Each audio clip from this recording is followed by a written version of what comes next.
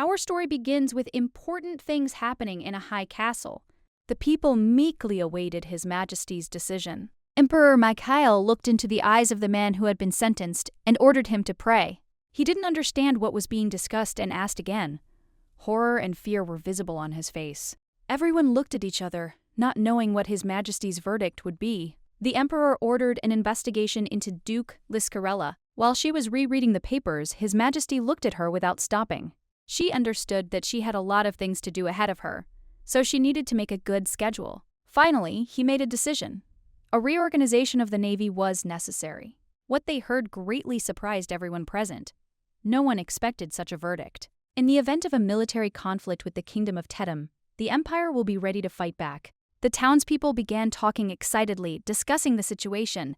They wanted at least one piece of good news. At least today, the council passed without an execution. Last time, when people saw the chancellor's head severed for discontent, they became more cautious. In fact, if it weren't for this secretary, the empire would have fallen long ago.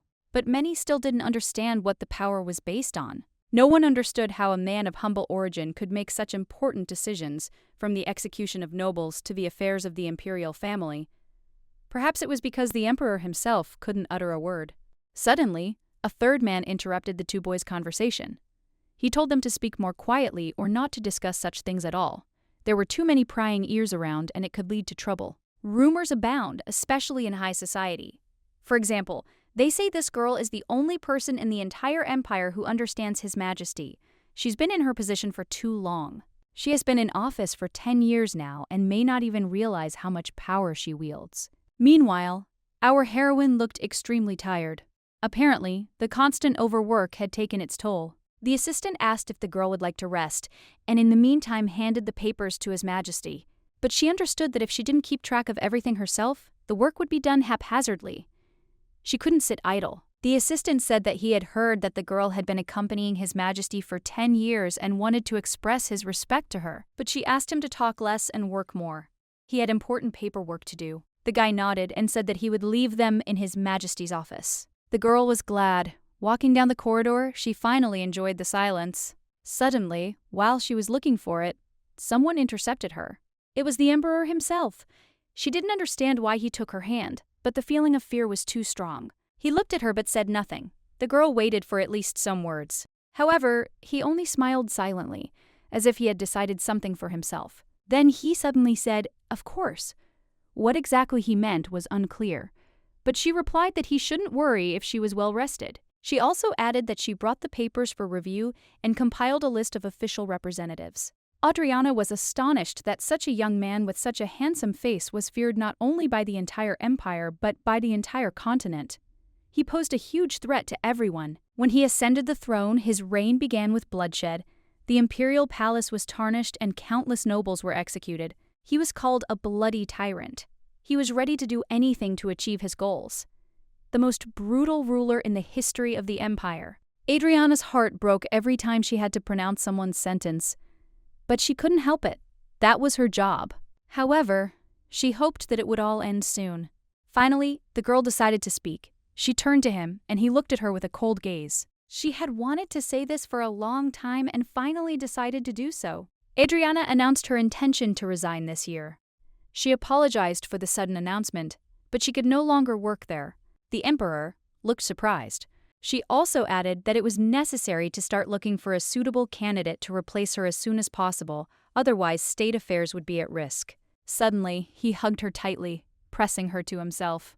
She didn't understand what was happening. She was scared, confused, and, what's more, very embarrassed. Then the emperor said no. He even insistently asked her not to leave him. These were the first words he spoke confidently and clearly. She didn't understand what it meant. He addressed her by name again, but he didn't have time to say more because the girl suddenly lost consciousness.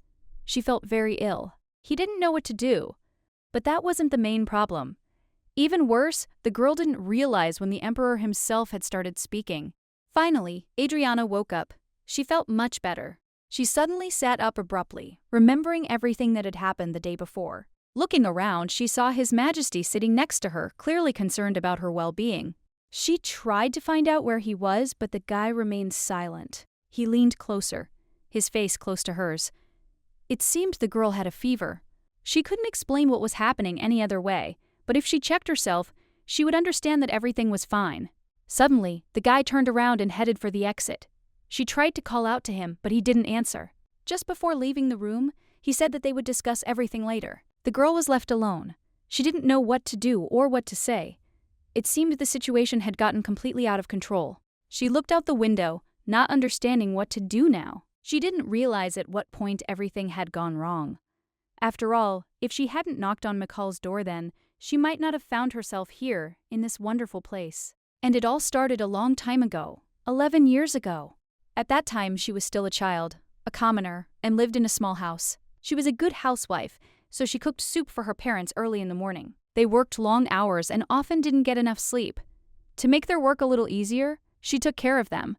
Her parents appreciated her care. Her brother loved cabbage soup, but she only wished him bon appetit. The father asked how Grandma was feeling. The girl replied that she had already brought her food to her room. The mother asked if she would be leaving soon. The girl replied that she was already getting ready. She wished her parents a good day, and they said goodbye to her with a smile. At the market, the vendor greeted Adriana immediately.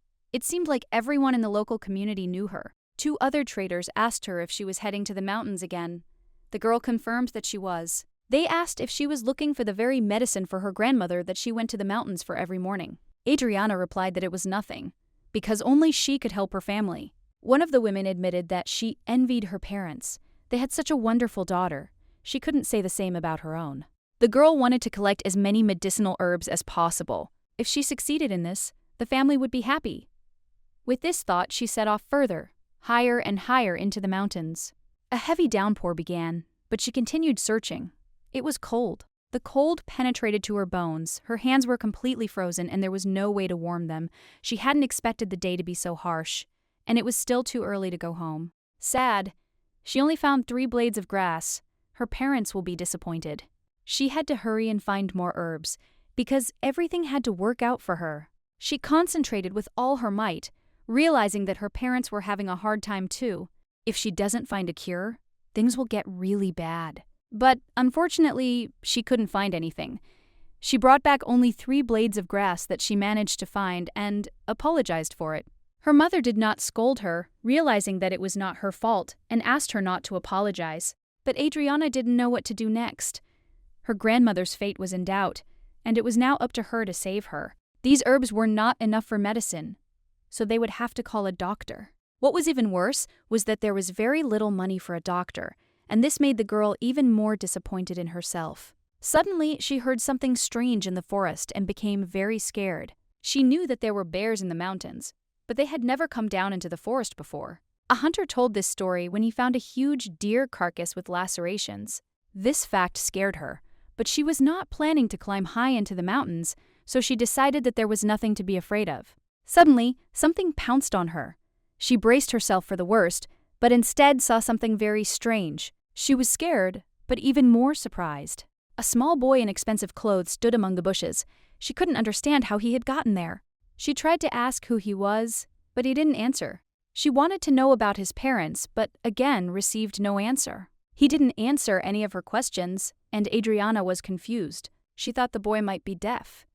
Meanwhile, he stood motionless, unsure of what to do. Then, the girl tried to explain with gestures that it was dangerous here, and that it would be better for him to leave. She didn't know how to find a common language with him. She didn't understand why the child was in the mountains, but his clothes looked expensive, and he likely came from a wealthy family. She asked if he was in a hurry to get home and if his family knew where he was. She collected only 5 blades of grass, but she knew she had to help the boy get out of here. Her parents would surely understand. After all, they always taught us to help those in trouble. She decided that she would gather more herbs tomorrow, but now they had to leave. She told the boy that it was dangerous here and that they would go home. The guy still remained silent, and then the girl simply took his hand and led him along. The situation worsened. The rain began to intensify, and they needed to hurry. Suddenly, she slipped and hit herself hard. The basket slipped from her hands, and the herbs became wet, becoming unusable as medicine. Adriana felt disappointed in herself, realizing how much she had let her family down.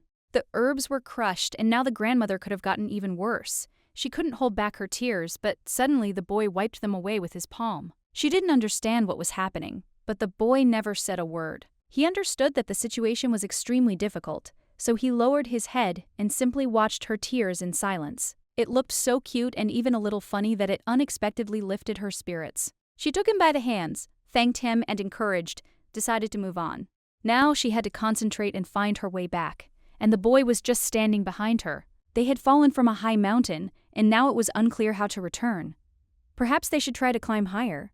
Suddenly, he grabbed her hand and quietly asked her to be careful. She was surprised because he spoke, although he had not said a word before.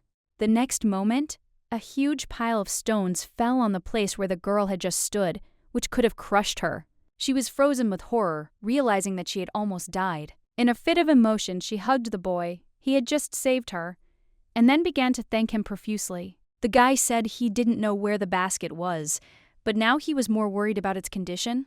She asked his name, and then told him hers, Adriana, but the boy remained silent, as if he couldn't bring himself to speak. Then she told him he didn't have to say anything if he didn't want to. However, after a moment he slowly began to utter words. Suddenly he uttered one word, dangerous. She didn't understand what he was talking about, because there was nothing suspicious around. Suddenly, the boy hugged her tightly. It seemed he just needed a hug. As they stood there, she felt him shiver. He was probably very wet and cold. She asked him if he was cold. Then she took off her cloak and carefully threw it over him. Suddenly he said, Zarper. This surprised her.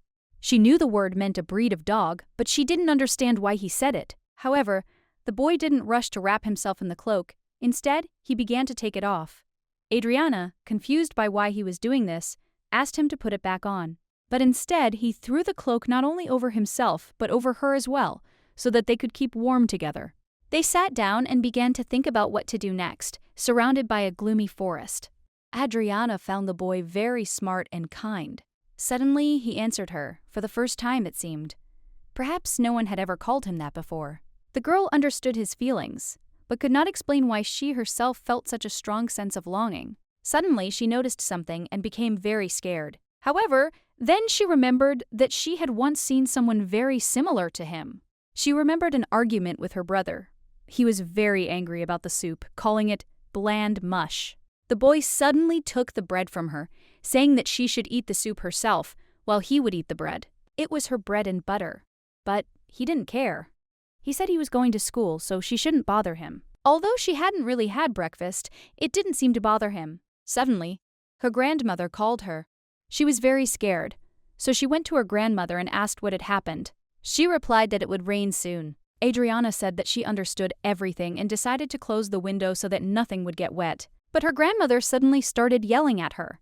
She complained of severe joint pain, and Adriana couldn't understand what had happened. The woman couldn't understand why she was still alive. She'd long wanted to rest in a cemetery, because now she felt like a burden. No one could take care of her aching joints. As soon as Adriana heard this, she immediately rushed to her grandmother and began to give her a massage. Although the guy reminded the lady of her relatives, he was completely different. He was not rude to her. So small and kind, he probably behaved well with her. Suddenly they woke up from a noise. Someone was walking in the forest and loudly calling for Mikhail. She asked if he had run away from home, but the boy remained silent. Adriana couldn't understand why he'd decided to leave his family. They called him Lord, which meant he was of noble birth. Then she asked him point blank if he was a nobleman. He quietly replied, yes. Suddenly she started calling for rescuers, screaming that they were here. She smiled at him and said that it was time to go home now. She also asked him not to do that again, because his parents were very worried. Adriana watched as everyone fussed around the young gentleman, but then an officer addressed her. He asked her name, and the girl introduced herself as Adriana Woods. The man said that she had saved the young master and expressed his gratitude. She wanted to say goodbye to the boy, but she understood that they would hardly let her. Surprisingly, in a short time, many people gathered to bring him home. They all surrounded the boy, protecting and caring for him. Adriana was upset by this. There was so much care around one child, and her birth family didn't even remember her. Suddenly, Mikhail appeared in front of her. He looked pleased. He handed her something and said the word, grave. The girl was surprised, not understanding what he meant. The boy looked upset. He was not understood. Adriana asked again, maybe he wants it buried in the ground? The knights asked him to return home, but he remained silent. As he got into the carriage, Mikhail turned around and smiled, as if saying goodbye. Adriana waved after him, hoping that everything would be okay with him. She hoped that her parents would be very happy when they found out that she was okay, and that she would be able to sell the little thing her boyfriend gave her for a lot of money. But it seems that she is very dear to him, so she will not tell anyone and will just go home, because most likely her parents were very worried. She didn't know if they would see each other again. In the following days, she also said goodbye to her parents. They said that most likely they would come much later today. They also asked to accompany her grandmother. Adriana said that she would do everything and wished them a good day. At that time, she was 14 years old. Her grandmother was still sick, and her brother was still preparing for exams. Her parents still leave her to do all the housework, and she can't seem to get out of this routine. Every day the same thing happens. What happened was ingeniously last year. She always kept this dear request with her, and she needed to climb the mountains as soon as possible. And the same brooch reminded her of her meeting with the guy and the fact that it was real. After a long routine work in the forest, she finally finished and could return home. Suddenly, it started raining again.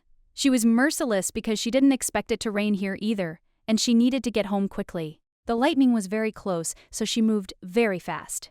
It was impossible to see anything through the rain, and suddenly lightning struck even closer.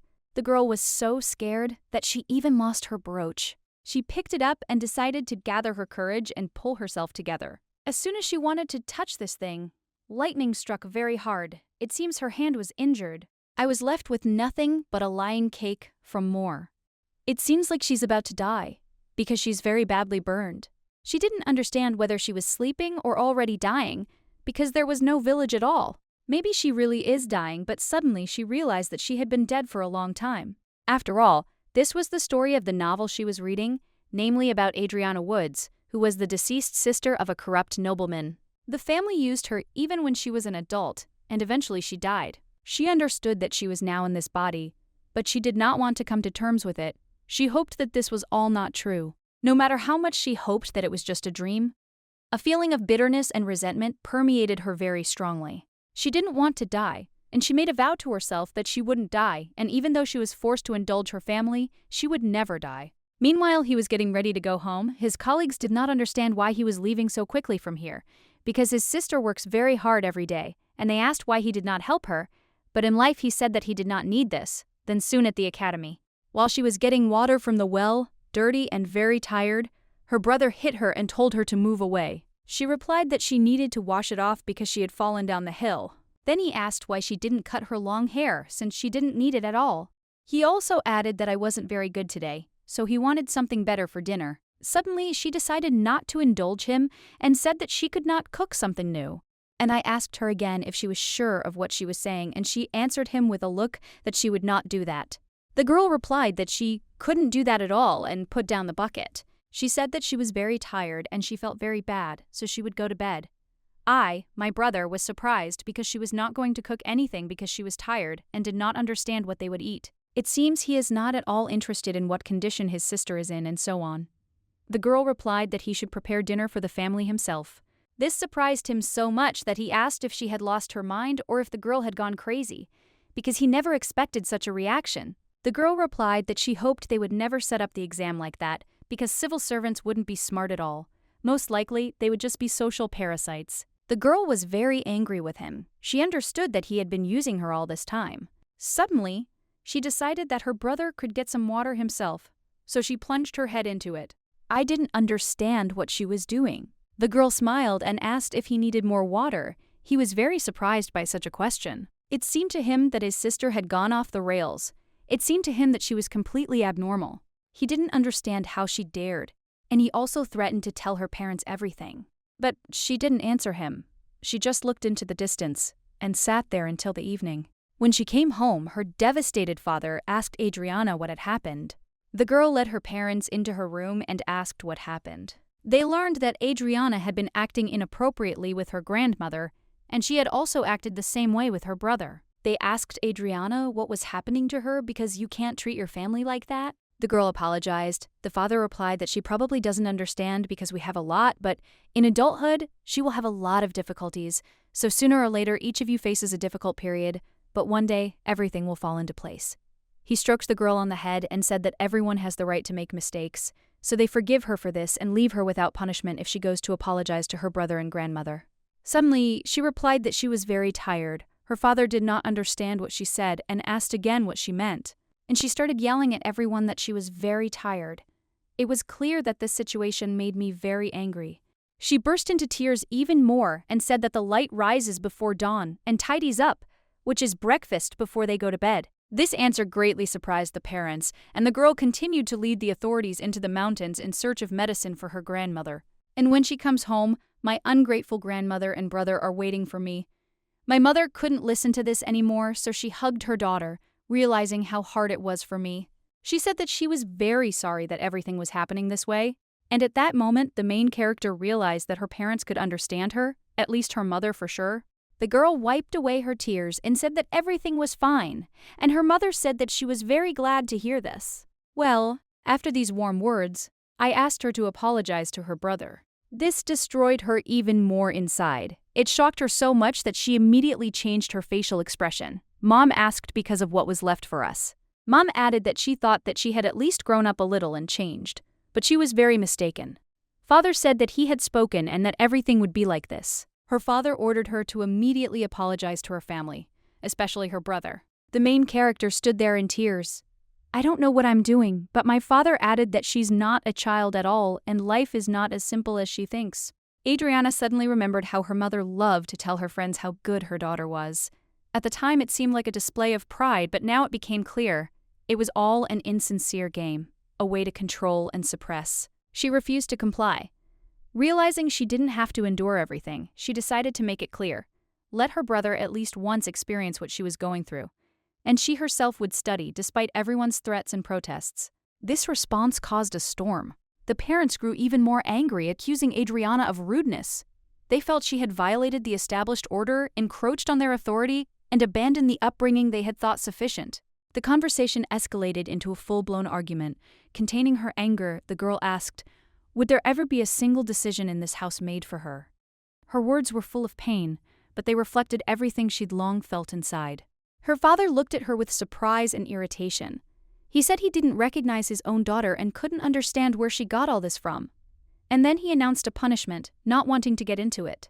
Then Adriana asked about the medication. After all, she'd climbed the mountains every time, gathering rare herbs and bringing them back in abundance. But no matter how much she brought, it was never enough. She'd tried to help, to make someone's life easier, but in the end, she'd only received discontent and reproach. She couldn't resist asking why it all happened, why they lied to her. But her father wouldn't listen. He simply slapped her across the face. Adriana continued, what's the point of herbs if you don't have to go to the mountains anymore, if you don't need them? Her father didn't even understand what she was talking about. He furiously asked her if she was in her right mind. He felt like his daughter was rambling nonsense, talking nonsense he couldn't even comprehend. It wasn't the content that angered him, but the tone. Adriana calmly said that she knew what she was saying and was careful with her words. But this only angered her father even more. He wanted to hit her again because he thought she was pulling his leg with unnecessary nonsense. His mother restrained him. He could barely contain his anger. He shouted that Adriana would be punished and would remain so until she did everything she was told. He didn't want to hear her arguments. Only punishment, only control, and silence. Adriana did try to change things and seek a solution to the conflict, but unfortunately, everything proved unsuccessful. Nothing worked. The situation remained difficult and unresolved despite all her efforts. In response to the growing tension, she clenched her fists, her teeth chattering with nervousness.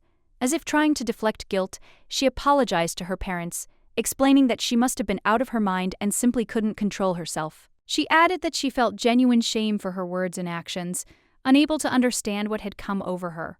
Her words were filled with remorse, and she couldn't explain why she had acted as she had, losing all self-confidence. After her confession, her mother approached her, and holding back her emotions, said she was ready to forgive her.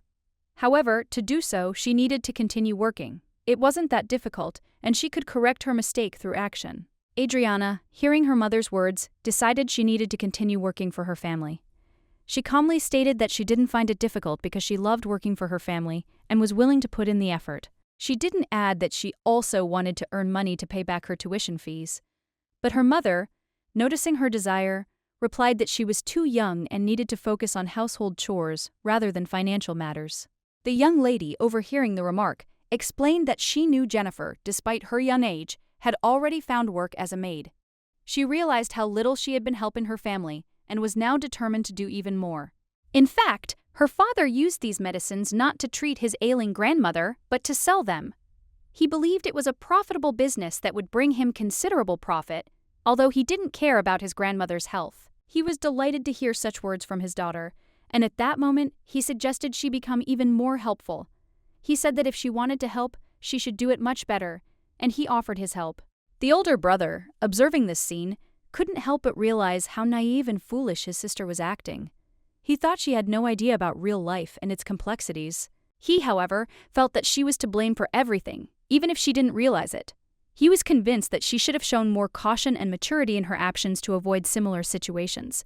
The next day, Adriana Woods took a job as a maid in the home of the wealthiest family in the province. She decided to help her family in this way, hoping that her efforts would offer at least some hope for improving their situation. The owner of the house, having heard of her hard work and diligence, promised to pay her twice as much as the other maids. Adriana's family was overjoyed by this source of income and anticipated a change in their financial situation. However, a month later, she would have to face the consequences of her decisions, as she decided to disappear after receiving her first paycheck, no longer intending to help her family. This decision was unexpected for everyone. During this time, Adriana gradually settled into the home of Baron Jefferson, who was renowned for his wealth and influence.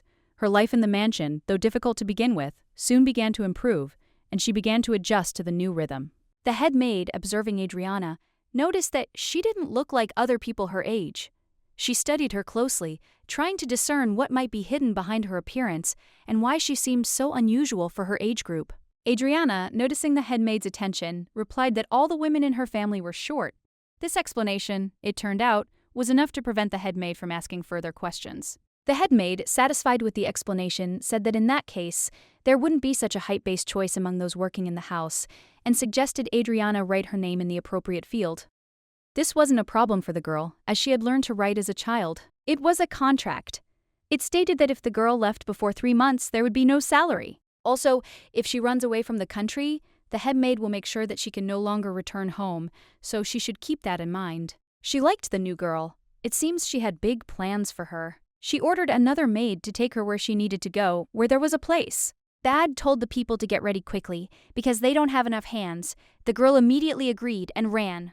Ariana was very worried that she would not be accepted here either, because what those girls at the market said turned out to be true. They said that Baron Jefferson would definitely accept her. She added 2 years to her age and it worked, and no one even thought about what she was taking. Beth said that only he would accept little girls like her, even if he really needed maids.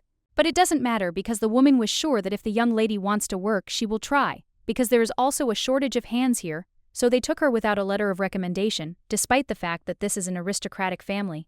Look, she said that she would try very hard, but she was skeptical, and she said that if people stay here for at least 3 months, then believe her. She was ordered to choose between cleaning and cooking and so on, and she replied that she really liked cooking. She dreamed of working here until she grew up, saved up money, and then opened her own cafe or restaurant. She will be able to learn how to cook different dishes in the kitchen, so it would be great to become a chef, but suddenly my dreams were shattered immediately after the words, "Bad?" She said that the girl will be doing cleaning. The woman also added that they should be clothes, but it's not a fact that it's such a small size that it will be found, so if she finds something, she will give it right away. She threw her into the hall and ordered her to try to hold out here as long as possible. Once in the new room, she noticed a different housekeeper. She greeted her, expecting some answers. The woman introduced herself as Galena and immediately told Adriana to wipe that spot. She also informed the girl that if she finished cleaning, she could rest. The young lady asked where her room was, to which the woman replied that their rooms were on the 4th floor, and she could choose any available bed. It seemed like a great place to her, because she knew how to clean, and if she could hold out here, she would surely get the job she wanted. Meanwhile, in the imperial palace, Sargenet was very angry because he could not talk to the young heir to the throne. He was so angry that he called His Majesty a fool, but the boy replied that even a wall has ears, so one must be careful. Then Sargenet gave them one piece of advice: find your own path in life and not rely on this fool, because if he continued like this, he might one day lose his head because of the emperor. But the boy was sure that Emperor Mikhail was not a fool, and the teacher replied that only Sargonite thought so. Meanwhile, the guy understood that these were just scientists. He was not given the ability to understand what a bookworm who had never been in business could truly know. He did not understand how a scholar could be such a fool and call His Majesty an idiot when his former master, the emperor's father, was much smarter than anyone else in this country. Proof of this was the fact that he was a relative of the imperial family, lived in prosperity, and had the status of a duke. However, the master and his wife suddenly died of unknown causes, and by order of the emperor, Prince Michael was sent to an estate outside the city, where he lived in secret from everyone. Jorge understood that if the boy had been looked after by an ordinary nanny and not by heartless mercenaries, he would not have become like this. Suddenly, Kyle approached him. He was silent, as always. Then the boy knelt before him, greeted him, and said his name was Jorhelmi, and that he served Prince Antonio. He also informed him that His Majesty the Emperor had ordered the boy brought to the palace. He added that from now on his name would be Mikhail Sonnet and he would be the crown prince of this empire. But the guy answered only one word, tree. And Jorge did not understand this answer, so he asked again. The young man did not answer, simply repeating the word tree. This situation really angered him. He gathered everyone together and asked why no one had reported anything to him. But he was told that the reports were correct, and, moreover, that they had been sent personally by His Majesty, and then he asked what exactly was written. And then they replied that the letters said that he was doing a great job and that he should continue to work as he was. The guy understood that even if he returned to the past, he would hardly change anything. He came in with a guilty expression on his face and started apologizing for introducing him to that unpleasant guy. He was furious, scolded him, and immediately threw him out. Suddenly, the guy said Adriana's name, and it sounded so strange and out of place that the guy froze, not understanding how he even knew her. Confused, he asked again what exactly the prince meant, since the girl's name should not have appeared in the conversation, especially in such a context. Then the guy, as if on purpose, said Adriana's name even louder, emphasizing its importance, as if he deliberately wanted to provoke a reaction and prove something with it. At this time, the main character was busy cleaning when she was suddenly called into the kitchen. There was a shortage of workers, and help was urgently needed, so she hurried. The long-awaited opportunity had finally arrived. Working in the kitchen had been her dream, and now that she'd been called there, she felt almost victorious and elated inside. The butler sternly ordered her to drop everything and immediately prepare for her new job. The girl thanked her demurely and immediately went to change, slightly nervous. A week had passed since the day she appeared in this house, and during this time small changes began to occur in the atmosphere and in her own life. The butler reminded her once again that she needed to wash her hands thoroughly before work, as cleanliness, especially in the kitchen, should be an unshakable rule for everyone. She was over the moon, not only because she had gotten into the kitchen, but also because she had found a common language with the other maids, feeling like she was part of the team and needed. She couldn't wait to share her joy, so she told another maid that she was now working in the kitchen. The other maid was delighted and gave her some suitable work clothes. The military lady hadn't changed at all. She just did as much as she could and kept coming up to ask where else she could clean, because even the senior cleaner couldn't find fault with anything. She didn't even show half of her skills, but the girl aroused admiration in the surrounding maids. She tried to avoid praise, even though it turned out to be sincere. In the past, she was so blinded by the praise of her relatives that she could not understand what was happening. But these words were honest. Bet, instead of praise, gave her a gift. And this was only the beginning. She wanted to learn to cook well and sell food to earn a lot of money. She understood that here she could learn everything there was to know. The young emperor's subordinates understood what the boy was talking about. It was Adriana, the same girl with red hair. He asked the guy if it was about her. After all, it was she who found him, and the guy answered, Adriana. He didn't say anything else. The subordinate asked if the guy wanted to see her. He was incredibly happy because this was the first word he finally understood. He decided that he would find her no matter what. The first thing the head cook asked our heroine was why she was so thin. It seemed our girl had heard this question somewhere before. Sophia wasn't sure the girl could handle such rigorous kitchen work, given her fragile frame. She asked Emily to bring her some apple pie that a neighbor had left over. As soon as the girl saw him, she started drooling. The woman told her to stop looking and sit down to eat. Perhaps she wants to fatten her up and then send her back to cleaning, which is what the girl was most worried about. When she tasted the pie, she immediately felt great pleasure. It was incredibly delicious, and she experienced a range of emotions. It was the first time she had eaten such a delicious pie, but Sophia replied that it was not surprising, since she had made it herself. Sophia shared the secret that only the head maid could taste the pie, to which Adriana asked if there was anything wrong with her eating it. Sophia replied that if she didn't get her fill, there would be no one to work in the kitchen. The lady thanked her and continued eating, but the woman asked her to take her time, as no one would take the pie away from her. In her past life, the protagonist didn't know how to cook, but spent all her money on food. She promised herself that in this life, she would learn to cook deliciously and open a restaurant, and in the meantime, they began to call for the night. The family asked to find their daughter. Everyone cried bitterly and begged to find her. They were making sure that if they found her daughter, they would do anything. Meanwhile, the grandmother kept saying she was supposed to die, and that's when the Emperor's aide realized Adriana Woods had left home. But her father replied that she could not have done such a thing, since she had most likely been deceived by some scoundrel. He asked how a man could say such things, since this wasn't kidnapping or murder. He asked how she had disappeared. The mother, in tears, began to say that the girl loved her family very much and was a kind child. She said she would return the first weekend, but that was exactly a week ago, and nothing had been heard from her since. They reported that she had boarded a carriage heading to Tatu, and suddenly something had happened to her. Masya was very worried, but it was the closest town to the village, and the assistant became thoughtful. He seemed to be beginning to understand what was happening.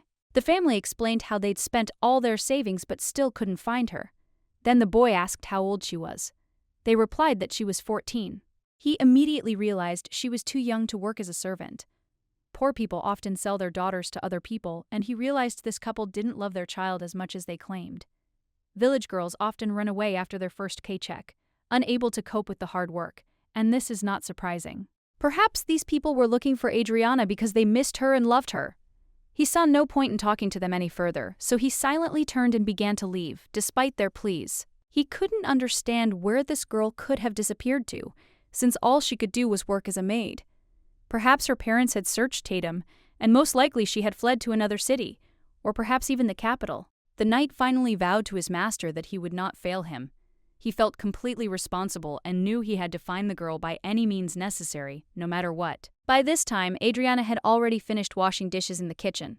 She'd worked there for a whole month but had never picked up a knife or touched pie dough. The head cook clearly didn't trust her with such duties. Despite this, Adriana found positives in her job. She enjoyed eating Sophia's meals immensely, and she took her time. She wasn't in a rush, and she savored every moment. The woman again asked her to eat more slowly, reminding her that she could choke.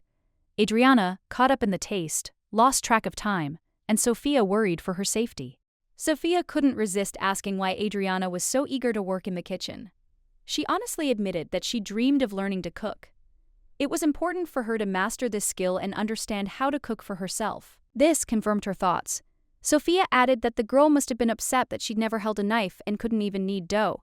Adriana admitted there was some truth to this. With a slight smile, Adriana explained that she was initially very upset, but those thoughts quickly faded.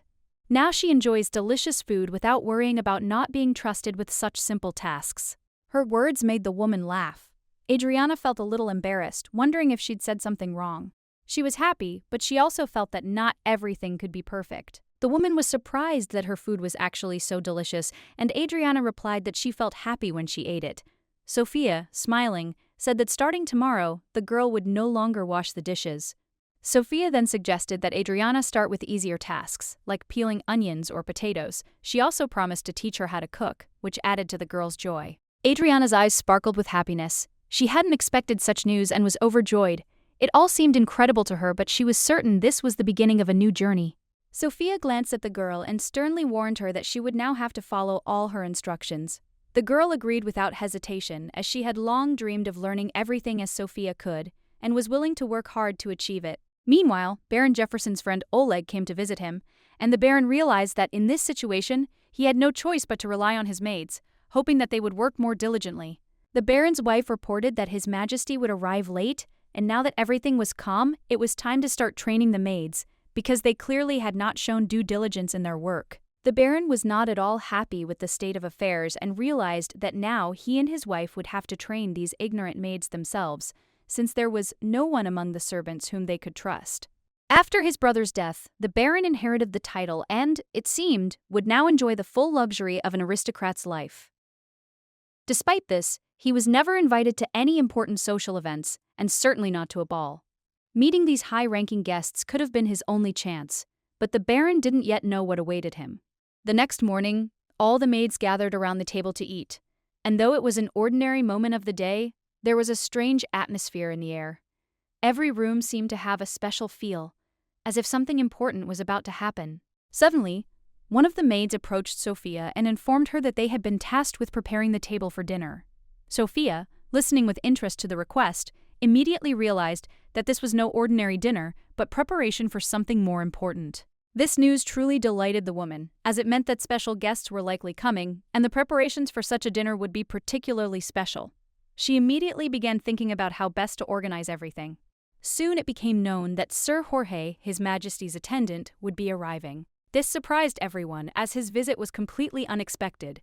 Everyone thought he wasn't expected until the following week. Adriana Woods easily recognized the man standing before her. Sir Jorge was familiar. His name was associated with important events and familiar people from her past. Jorge was one of the closest confidants to the most cruel and ruthless tyrant in history. Jorge was cold, which gave his personality an even darker hue. Amidst a brutal struggle for the throne, all of the emperor's heirs perished, and the throne was assumed by Crown Prince Mikhail Sonnet de France, an orphan and relative of the emperor. Sir Jorge was the only one who remained loyal to the prince, and Mikhail heeded his advice in everything. However, shortly before the prince's coming of age, the current emperor died, and Mikhail, upon ascending to the throne, began to lose his mind. Therefore, only Sir Jorge could stop the cruel emperor. Thanks to his advice, Mikhail commuted the death sentence to a long prison sentence. But later he was killed, and no one could hold back Emperor Mikhail. One day, when the emperor himself was killed, the girl remembered that the boy had the same name. It was strange that the aristocrat and the tyrant had the same name. However, she did not understand why the emperor's confidant was heading here. Perhaps nothing would happen since she was just a kitchen maid, but so far everything was fine. Her character would only show after the coronation. Meanwhile, Sir Jorge arrived to see the Baron. The lady was sure that there was no need to worry as long as she did not catch the assistant's eye. At this point, Jorge was overjoyed, having quickly found the girl. All a 14-year-old village girl could do in the capital was serve as a servant. He checked the houses where the hearing was lacking and soon found her, but he still had to maintain order and bring her to the palace, lest she harm the princess. Baron Jefferson would be perfect for this. If he offers him connections to high society, it would be entirely possible to present the maids as distant relatives. Then appointing Adriana Woods as an official servant at the palace would be a no-brainer, and he would finally have the chance to satisfy the prince's desire. Meanwhile, all the maids were working hard in the kitchen, out of reach of the helpers. They kept stirring, stoking the fire as high as possible, so as to be ready in time for the helpers' arrival. The kitchen was in full swing, while our heroine worked diligently. It was the first time she had been so busy in the kitchen, peeling potatoes with complete care and concentration. Usually, when high-ranking guests are expected, advance notice is given. But today, a man from the imperial court is arriving, and without warning, no less. It all seems very strange. The girl knew that she was just a doll in this game, but she couldn't understand whether the situation was so serious that she had to come to the Baron for a visit. Suddenly, Sophia heard terrible news that shook her to the core. Confused, she realized the situation could have become a real catastrophe. One of the maids arrived with important information. There was no silverware. This news came as a real shock to everyone. It's hard to remain calm in moments like these. Silverware isn't just tableware. It's reserved for the most distinguished guests, and its absence was a warning sign. It didn't bode well. Sophia, worried, decided that Emily should inform the lady about this, but the girl said that the lady was busy now because she was receiving an important guest, Sir Jorge. Sophia, unable to contain herself, replied that Emily didn't understand the mistress's character. If she didn't report the missing dishes immediately, the mistress would not only punish everyone but also send them off to search for the silver. Emily panicked. The thought of being sent naked to search for silver made her worried that she would be punished for her failure. However, Sophia assured her that this would not happen in front of Sir Jorge and insisted that Emily carry out the order immediately. The maid, mustering all her strength, rushed in the indicated direction. The palace had seemed remarkably calm lately, but now they were faced with their first serious problem, which would bring with it unpleasant consequences for everyone. The missing silverware would likely result in the dismissal of the new maids. It was clear to everyone that if the silverware was not found, the consequences would be dire for everyone. Sophia tried to reassure those around her, saying there was no need to worry. She was sure the fire department was well aware of who might have stolen the silver and would take care of it. The head maid couldn't understand how the new girl could stay here for even a month if she couldn't figure out such simple things as ordinary speech. At that moment, the Baron's wife appeared to ask if it was true that the cutlery had gone missing. She looked alarmed, unsure what to do in the situation. The girl confirmed that this was indeed the case, and the woman, clutching her head, said that she did not understand what to do now, having found herself in such an absurd situation.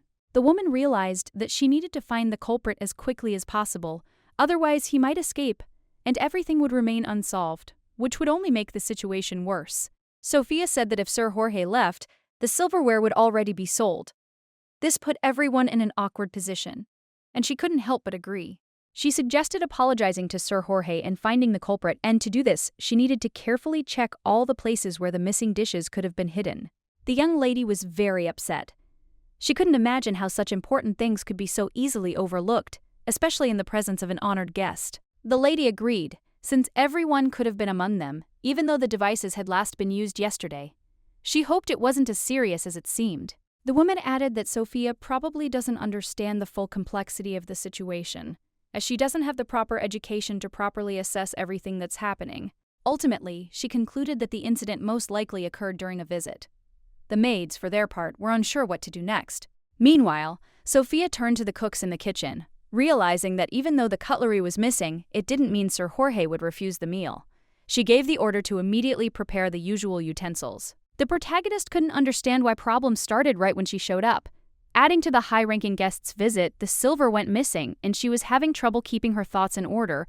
Everything seemed to be slipping out of her hands. Suddenly, the butler approached her. He called Adriana without explaining what was going on, but his tone was serious, and it made her wary. The lady was completely perplexed, unable to understand what had happened. She hadn't done anything to arouse such suspicion, but she sensed something was wrong. He didn't explain what was happening, but he firmly took her hand. He added that if she argued or told anyone about it, the consequences would be worse. Adriana didn't understand what was happening around her, but at that moment, she felt that she had no choice, and she had to follow him, without even having the opportunity to resist. The butler led Adriana Woods to her master in silence, without a word along the way. The lady felt the tension growing and was already preparing for the worst. The lady began to think that perhaps she was the one suspected of stealing the cutlery, since its disappearance was connected with her presence in that place. Adriana fell to her knees in panic, begging for mercy. She immediately insisted that she had never touched the missing dishes and could not have been involved in the matter. She was next to the cook all this time and asked the gentleman to question her to clarify everything, but he only coldly replied that he had not invited her because of the silverware. The gentleman discovered the brooch that Adriana had hidden in her bed. She couldn't believe it had been found and didn't know how to explain its presence in her room. The brooch was important to her, and she hid it under her mattress for fear of losing it. But now her secret was revealed, and the consequences were yet to be revealed. Adriana quickly denied stealing the brooch. The gentleman didn't believe her words and asked where she got it, trying to find out the truth. Adriana replied that she didn't know who owned the brooch, which made the gentleman smile. He watched her, smiling slightly, as if assessing her words. The gentleman chuckled, noting that she probably genuinely didn't know who the item belonged to. He added that it would be better if she said she simply found it. The lady replied that if she had truly found the brooch, she would have returned it to its owner. She couldn't keep such a valuable thing for herself. It would have been wrong. The gentleman accepted her words, deciding to believe her. A small spark of hope seemed to appear in her eyes, as if she sensed the situation beginning to change. However, the gentleman suddenly said that if the lady told the whole truth, he would believe her. His words were serious, and he clearly expected honesty from her. He was curious about how she could have gotten such a thing. Then she told him how she once helped a man in the forest, not knowing what the consequences would be. This intrigued him, and he added with interest that she had just confessed to her actions. The lady didn't understand what was happening. Her thoughts were confused. He asked if she was sure she didn't understand what it was. He looked at her intently, as if expecting her to reveal all the secrets hidden behind her words. She couldn't imagine that this brooch could have fallen into her hands. In her opinion, it definitely wasn't hers, and she was sure she was right. Adriana tried to justify herself, hoping the gentleman had misunderstood her. However, he no longer wanted to listen to her, as if he had decided the truth remained a mystery to him. At that moment, all the maids entered the master's room. Their appearance broke the tense atmosphere, and they looked at the situation with hope that everything would be resolved. The maids decided to vouch for her because they were certain she was innocent. Their confidence and support gave Adriana strength, and she felt a certain protection. Bet confidently added that Adriana wasn't someone capable of crimes like stealing silverware. She knew her well and was confident in her honesty. Bet also stated that she had no idea why Adriana was being questioned. Apparently, she had been lied to, and she didn't understand why she was being questioned. Sophia, as another witness, confirmed Bet's account. She saw Adriana enter her room that night and knew she had nothing to do with the matter. Another maid came to Adriana's defense. She explained that their rooms were adjacent, and if the girl had been acting strangely, she would have noticed. All the maids came to her defense. This was a real surprise for Adriana. She wasn't used to anyone standing by her side in such situations. At this point, the gentleman, having listened to them, declared that the girls could go, since everything had been clarified. He said that they could return to their business, but Adriana's brother, along with the others, objected. He declared that he would return to his duties only after Adriana went with them, as had been decided. Sophia added that the kitchen was clearly short-handed right now, and they couldn't handle the workload without Adriana's help. Her assistance was desperately needed. This statement greatly angered the young man. He demanded that they immediately stop this conversation and return to their seats, threatening everyone for disobedience. The women stood firm and had no intention of leaving without taking the girl with them.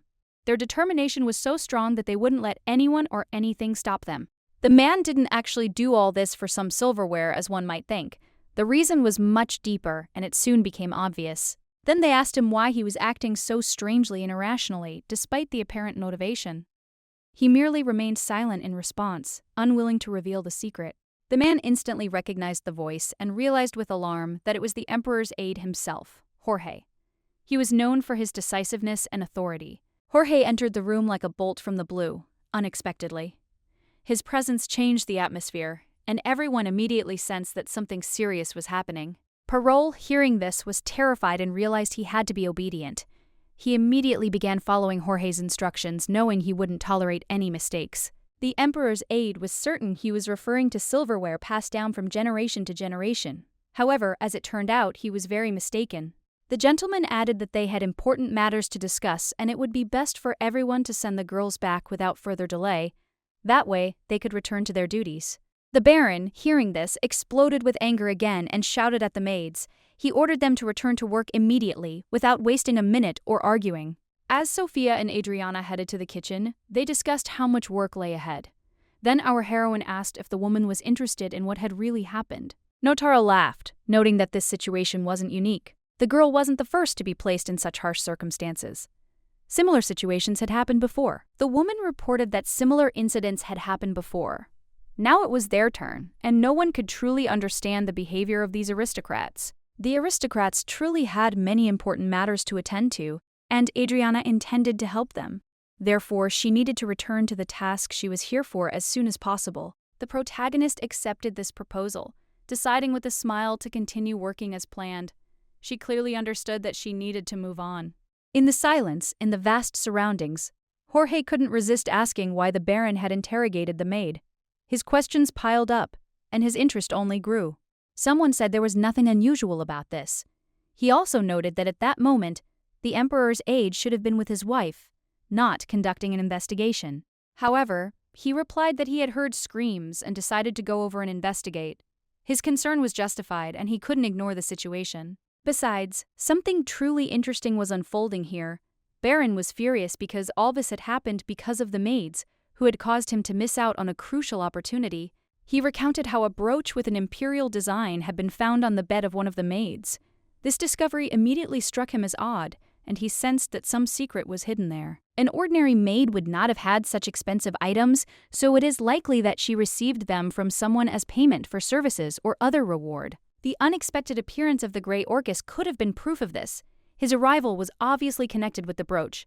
If not for him, the Baron would not have dared to delve into the matter. Perhaps Sir Jorge has uncovered the Baron's lie. If so, he will have to tell the truth, as it will now be impossible to avoid revealing it. Gritting his teeth, the Baron realized he had no choice. He remained silent, unsure of what else to say, and, finally giving in, he placed the object on the table. The Baron, however, revealed that the entire situation had been caused by the brooch. He explained that its presence had prompted him to launch an investigation. Sir Jorge was very surprised because he couldn't understand how this maid could have ended up in such a situation. He didn't know where they could have found this thing. The Baron replied that the brooch belonged to that very same servant. He was certain she had stolen it, so he intended to interrogate her to find out the truth. However, now that doubts had arisen, the Baron admitted that she was most likely innocent. He decided to ask the Emperor's aide how he felt about the matter. The Baron soon decided to get down to business and ask directly what the Emperor's great aide needed from a mere Baron. He had an important matter to discuss, but without wasting any time, he immediately proposed a deal. The Baron was determined and wanted clarity on this matter as soon as possible. Meanwhile, the maids continued their work, but their mood was clearly good. They chatted with one another, creating an atmosphere of ease and goodwill. The main character was extremely agitated, unsure of what had happened. She didn't know what to do in this situation, but she suspected something was wrong with Sir Jorge. Questions swirled in her head. Should she trust him if she told the truth? And what exactly had really happened? At that moment, she was suddenly called. The butler informed her that Sir Hercule was calling her again. His words were serious, and it seemed important, but Sophia couldn't understand why it was so urgent. Sophia was very surprised, as this had never happened before. It was something new, and she couldn't understand what had caused such a challenge. Wasting no time, Sophia stood up for the girl. She said she wouldn't let her go until she found out what was going on. She was determined to find out the truth. However, the gentleman replied that he himself did not know the reasons for this order. He had simply been tasked with transferring Adriana Woods, and he had carried out the order without full information. He added that if the girl didn't agree to go, he would come down personally. This alarmed Sophia, as she hadn't expected the situation to take such a turn. Mustering all her resolve, the girl clenched her fists and declared that she would go with him herself. She was ready to face what lay ahead. She opened the door and immediately apologized for the intrusion. Her actions were unexpected, but she felt she had to do it despite her fear. Inside, she saw Sir Jorge and the Emperor's aide. The atmosphere was strange and tense, giving her a strong feeling of unease. Sophia froze in the doorway, unsure what to do next. Thoughts raced through her head, and every move seemed too important. On the ferry, they asked her to get on as quickly as possible. The situation was becoming increasingly unusual, and she felt like time was running out. The girl said she had never stolen anything, and no one had incited her to do so. She was trying to prove her innocence, hoping her words would be heard. The Baron didn't let the girl finish, interrupting her mid-sentence. He declared that he didn't believe her words, as it was unlikely that his distant relative would act so vilely and basely. Everything he said only further perplexed the lady. He revealed that Adriana's mother was his third cousin, which added further confusion to her thoughts. The lady couldn't understand why he was saying this, and she didn't seem to believe him. Her surprise grew with every word, but she still couldn't find an explanation for his words. He pointed to Mr. Jorge and said he wanted to take her to his palace as a servant. It was an unexpected and rather strange statement on his part. The Baron explained that although he was a baron, he was still a nobleman. They had the right to be in the palace, but not the authority to be in the prince's immediate vicinity. The lady suddenly realized that the Baron intended to marry her off to a relative and send her to the palace. She didn't understand why he wanted this, and this worried her. The Baron, seemingly oblivious to her confusion, asked her to call him uncle. This gesture further confused her and made her feel trapped. He added that the position in the palace was an honorable one, but ultimately she would die anyway. It sounded like a death sentence, as if her life had already been decided. The Baron declared that she would work diligently, but the other children objected. These words made her feel as if her fate had been decided by someone else, without her participation. She asked him to reconsider his decision. Meanwhile, Jorge was enjoying the moment, unconcerned about the consequences for the girl. The main character asked him to reconsider her decision, as she felt helpless and unsure of her abilities. She was afraid she would only harm her family. She insisted he reconsider. He responded confidently that she had nothing to worry about, as his wife had told him of her excellent abilities and had been observing her. He added that if there was no trust, the maids would hardly have stood up for her, which meant that her approach to the matter was quite reliable and trustworthy. However, the girl did not want to leave, as she enjoyed staying on the estate, working in the kitchen. being close to those she knew and with whom she felt comfortable. She desperately desired special treatment and therefore persistently asked him to reconsider. But he had only one thought in mind: getting rid of her for the sake of his own prestige. He didn't know how much she liked her current position, but he asked her not to act as she had. In his eyes, there was no room for compromise on this matter. He ordered her to stand up.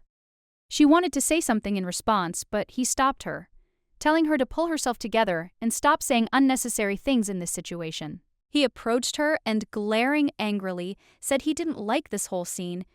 He was irritated by what was happening, and his patience was quickly wearing thin.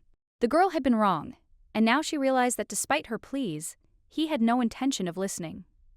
Ultimately, she thanked him for his attention, realizing it was all futile. Jorge realized the decision had been made and, without wasting any time, asked her if they could leave immediately. He added that her things were already in the carriage ready to go. She was also concerned about the return of the brooch, but the Emperor's aide replied that it was too valuable to hand over immediately.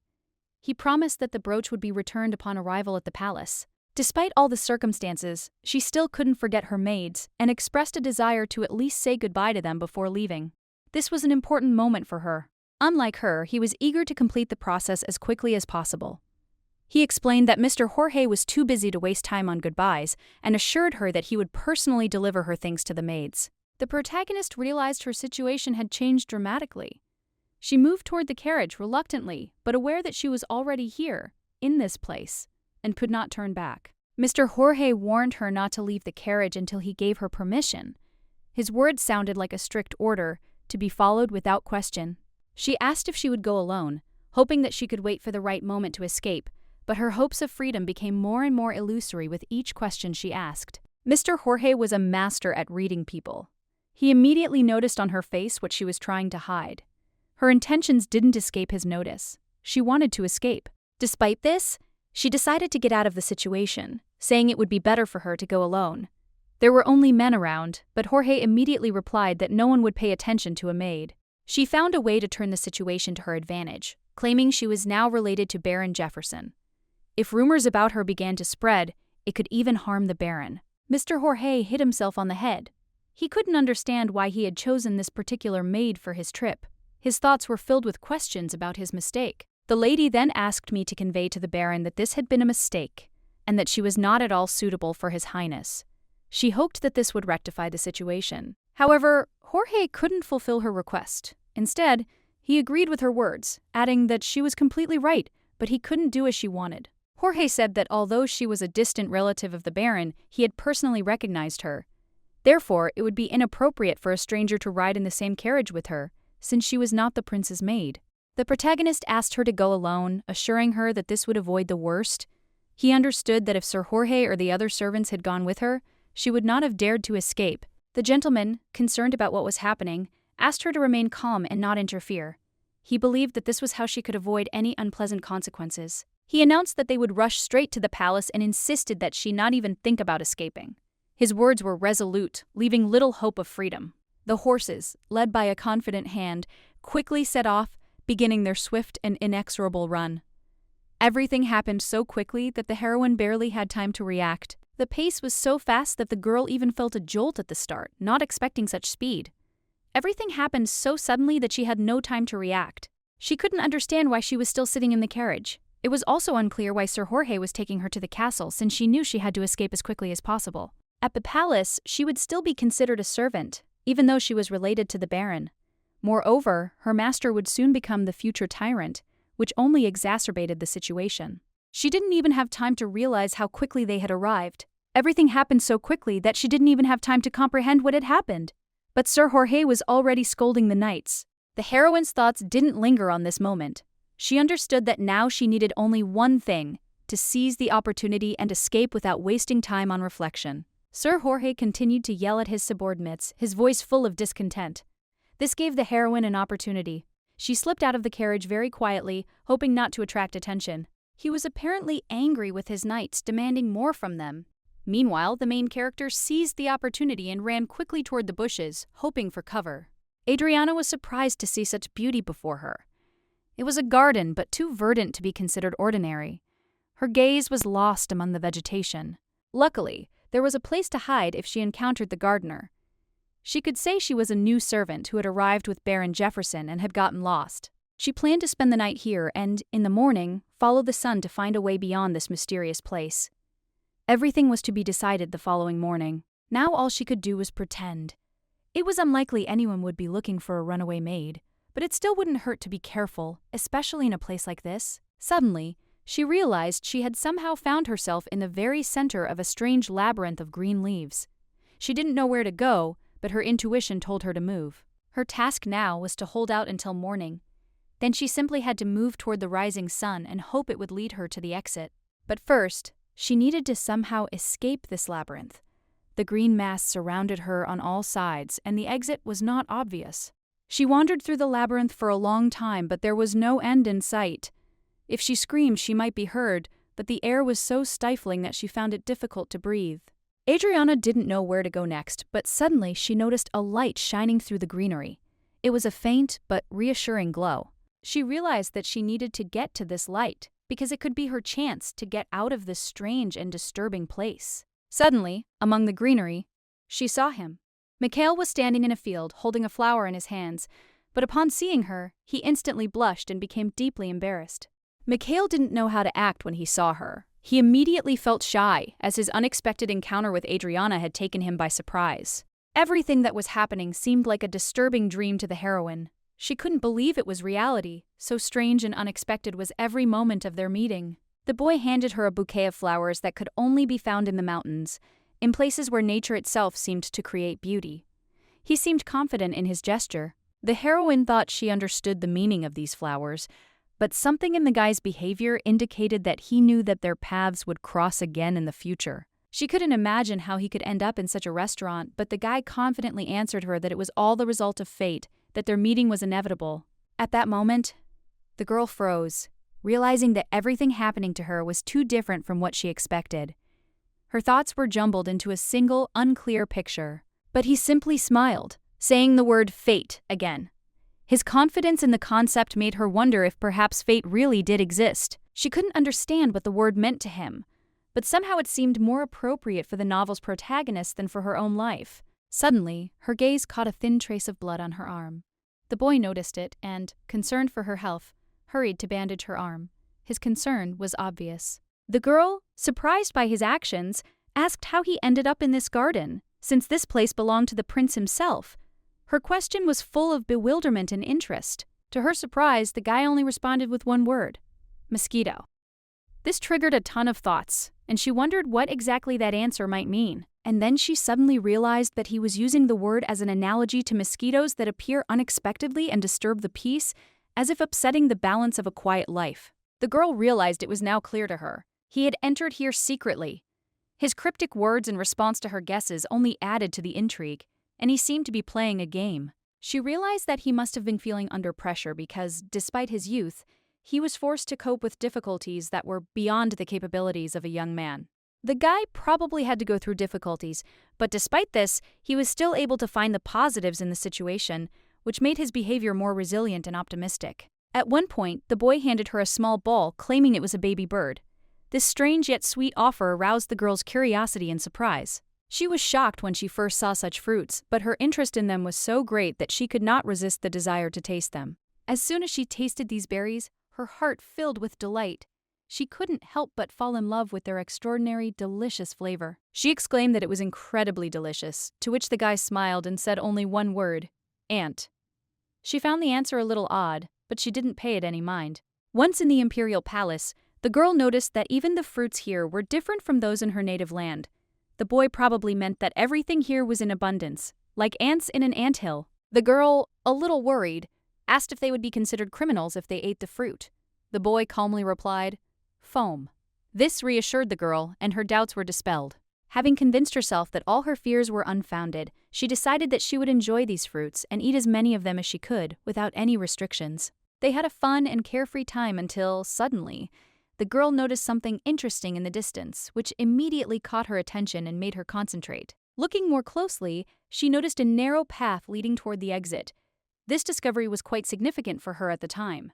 She began to think that this path might lead to some secret place, created at the prince's personal command. That's how she interpreted this mysterious discovery. She already assumed that no one would find her tomorrow. But despite this, she was worried and concerned that her absence would raise questions from others. This place would become the future seat of a cruel tyrant's power. The protagonist understood perfectly well that his influence would be enormous. Even if this young man was the descendant of noble aristocrats, he couldn't just wander around without consequences. So she asked if he'd run away again. The guy was silent. His gaze remained indifferent, which immediately made it clear that he had again acted as he had done before, although it did not benefit him. The heroine paused for thought. She herself was no better, having run away in her time. However, she still felt the situation no longer made sense to her. She realized her attitude toward this issue had changed dramatically. She had tolerated it before, but now it was clear she wouldn't tolerate it anymore. Inquiring how long he intended to stay in this place, she realized he'd likely escaped more than once. His behavior had become predictable to her. The guy replied that it was like a hamster wheel, and she replied that a real escape is when you leave forever and not in a place where they can find you. He paused for a few seconds, then said the word unicorn. It was strange, but it also had some meaning for him that she didn't immediately grasp. She couldn't understand why it was so important to him. There was no point in running away and coming back, but she sensed he was different. Having said that if he didn't want to, he didn't have to tell. She added that in any case, everyone's reasons were the same. She understood that many guys ran away for the same reason. The girl met many people like her who, like her, had fled to the capital. Looking at their faces, she heard their stories. They were all searching for their place in this world. All of them, who were close to the heroine, could no longer bear living with their own families. Their suffering was so intense that they decided to flee. The heroine was filled with hatred for her mother, father, and grandmother because she felt they had deceived her. The heroine's family exploited her for their own ends, without regard for her feelings. The boy nearby remained silent, but he seemed deeply sorry for her situation, understanding how difficult it was for her. The heroine told the prince about her treatment at home and how she ran away from her family. She didn't mention her punishment, knowing such details might shock the young boy. Though her words were simple, he seemed ready to console her. Suddenly, the heroine remembered her brooch, which was very important to her. She was deeply worried, not knowing what had happened to it, and her heart was filled with anxiety and worry. She began to apologize, explaining that her brooch had been taken, even though she had carefully hidden it for safekeeping. Her agitation grew as she realized how much the item meant to her. However, suspicious activity soon began in the house when a thief was discovered. All the maid's belongings were checked, and eventually, Baron Jefferson took the brooch. The heroine assumed her brooch was now in Sarahasa. The boy couldn't understand why this had happened, but the heroine explained that it was perfectly logical. The brooch was very expensive, and that's why they took it so carefully. The main character hoped the boy's parents wouldn't be angry with him for giving her the thing. She was worried it could affect his fate. The girl began to apologize to him, worried about losing his trust. She hid the object under the mattress, feeling extremely miserable and helpless at that moment. At that moment, hurt and frightened, she burst into tears in front of him. But the boy, just as he had several years ago, calmly wiped away her tears, offering support without further ado. Afterwards, the girl thanked the boy and smiled, calming down a bit. In response, the boy said the word boomerang, but she didn't quite understand his intention. She couldn't understand what exactly he meant by the brooch and the boomerang. She tried to grasp the meaning, but her thoughts were confused by this incomprehensible word. He continued and said the word smelt, but again she couldn't figure out what he meant. She couldn't figure out what he wanted or what he was thinking. Then the girl suddenly realized that the boy probably wanted to speak with Sir Jorge personally and return the brooch. This was a surprising revelation for her, but she was still confused. She understood that Sir Jorge was not such a simple man as to carry out a task simply at the boy's request. However, he looked confident, as if he knew he could achieve his goal. The girl once again begged him not to ask, assuring him that it wasn't worth the effort and wouldn't bring the desired result. She didn't want him to get into trouble. Suddenly, the guy, without saying a word, took her hand and said the word sparrow. This made her pause, as his actions were becoming increasingly strange and mysterious.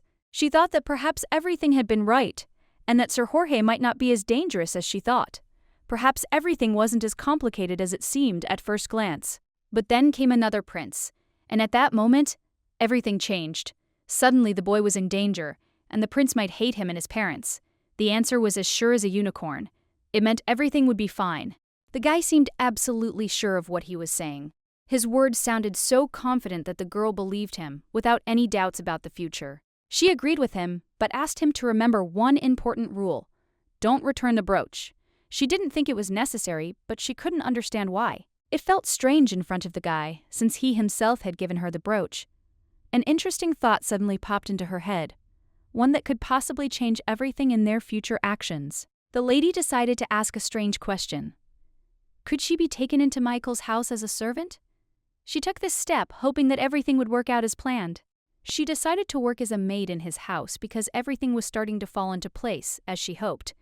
There was no longer any doubt in her mind about the correctness of her decision. But the brooch remained crucial evidence. The boy was nervous, worried, and silent. This only confirmed that there was something important about this item. Adriana said she'd found the brooch in the forest because he'd lost it. She wanted to return it to its owner, knowing how important it was to him. If a young man so carelessly lost his belongings, it could be a sign of his high status. Perhaps even the prince himself wouldn't pay any attention to a servant and would allow her to leave without consequences. She decided to ask the guy if it was okay to do so. This question was an important step, and she waited for his answer, deciding what to do next. He remained silent despite her presence. He didn't utter a word, but those around him began to persuade him, trying to change his mind. She explained that although she wasn't a professional, she was good at her job. Moreover, she was confident she would learn quickly and wouldn't cause any unnecessary problems. Suddenly, he smiled unexpectedly and uttered the word, grapes. The lady didn't immediately understand why he said this and was somewhat puzzled by his remark. Perhaps he really did agree, and her gratitude was expressed in a warm, tight embrace. She felt that he had finally accepted her words. She couldn't resist adding that she sincerely thanked him for his help. He had provided her with significant support, for which she was deeply grateful. Sir Jorge suddenly appeared and, without asking her any questions, inquired what she was doing there. His gaze was wary, and he was clearly displeased about something. His face contorted with anger, and he snapped that she wasn't someone who could touch him freely. He demanded that she back off immediately. In the book, his reputation was far from impeccable. He remained loyal to only one person, the Emperor, and did not tolerate interference from others. He said he had been searching for His Highness for a long time and added that if he had been seeking privacy, he should have let him know in advance. He was ready to accompany him anywhere. However, the boy merely responded with the words, thin ice. Sir Jorge didn't know how to properly respond to this strange remark and found himself confused. The translation of her words was simple. It was useless. Sir Jorge asked her again and seemed a little frightened by her certainty. The lady, noticing his reaction, hastened to say that she had simply imagined it and would not insist on it any longer. He looked at her carefully and suspiciously, as if he couldn't quite believe what was happening. His gaze was sharp and full of doubt, for the situation was complex. Suddenly, the lady decided to explain to him, telling him that to better understand, he should imagine himself walking on thin ice. And of course, he would inevitably fall. He couldn't immediately understand what she meant, and then the lady clarified that even if His Highness told him where to go, it always led to strange places. Now he realized that the prince's words had a permanent meaning, but he still had doubts that the girl had not made all this up, and he continued to look for confirmation. Suddenly, the young man pointed his hand at the girl again and uttered the word, Triana.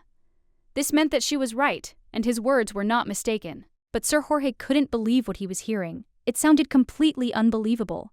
He couldn't accept the idea that such a thing could actually happen. Adriana was completely confused and didn't understand what the young man was talking about. Everything that was happening left her perplexed, and she didn't know what exactly he meant. Suddenly, Mikel uttered the short word thorn.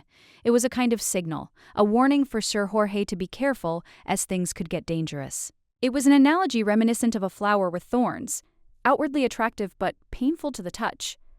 Just like in their current situation, they needed to be vigilant. Understanding the meaning of what was said, the knight abruptly threw away his sword, realizing that he should stop further actions and that the situation really required caution. A moment later, he grabbed the girl's hands, looking at her with gratitude, and addressed her as Miss Adriana Woods. He began to express his gratitude. He begged her to stay with Prince Mikhail because she was the first to understand what the prince was saying. This was extremely important, and he couldn't let it slip away. After all, she was the first to truly understand what every word the prince said meant, and this became a decisive moment for their further steps. No one had ever achieved this before, and it surprised even him. The girl didn't expect something like this to happen to her. He added that she shouldn't worry about the difficult work. All she had to do was pay attention to what His Highness said. With her by her side, everything would be much easier. This was a real dilemma for the heroine. She understood that if she stayed nearby, she would find herself in the company of a future tyrant. But both the prince and the knight needed her. She couldn't accept the offer right away. Mikhail was a kind and peaceful boy who hadn't even shown signs of cruelty. But her decision wasn't yet final. However, in the future, he could become a cruel tyrant, willing to do anything for power. She didn't want to be part of that, and suddenly, as if in response to her thoughts, her name rang out. This wasn't a normal call. He seemed to have something important to say. He wasn't the gentle, docile boy she was used to seeing. This surprised her. Besides, he wasn't the gentleman who needed her help. And then again, as if sensing her doubts, the young man said something else, making her pause. The word sounded like a latch, and it seemed like he was smiling. In that moment, she remembered everything. How she had stood at the door and seen him in front of her for the first time. He offered her his hand, helping her out of the forest. At that moment, she realized that her fate had long been tied to this man. The heroine's fate became intertwined with his, even before she realized it. It was as if they had been connected even before they met. The next morning, the girl woke up and couldn't figure out where she was. Everything seemed so strange and new that it took her a while to get her thoughts in order. It suddenly occurred to her that she had agreed to these working conditions.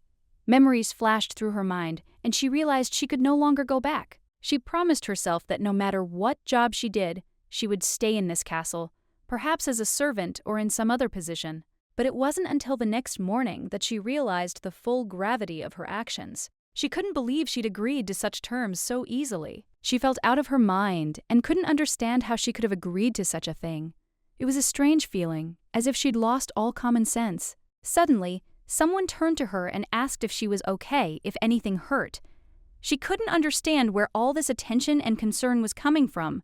This was completely new to her. No one had ever treated her like this before, and she found it difficult to take such attention seriously. Suddenly, she saw a beautiful girl standing next to her, who turned out to be a maid. Her attention was immediately drawn to this figure, although she had barely noticed it before. The woman carefully checked the girl's temperature, noting that she most likely didn't have a fever. She was well aware that the main character had spent time in the garden until late in the evening. This could be the cause of her condition, as she was certainly not feeling well.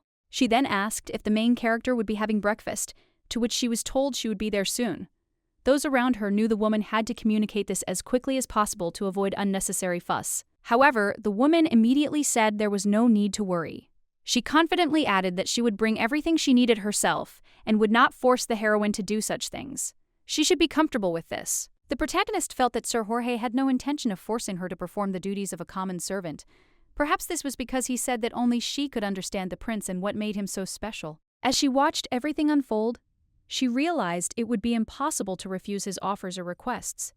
Even if she tried, she couldn't disobey, because it would be against her will.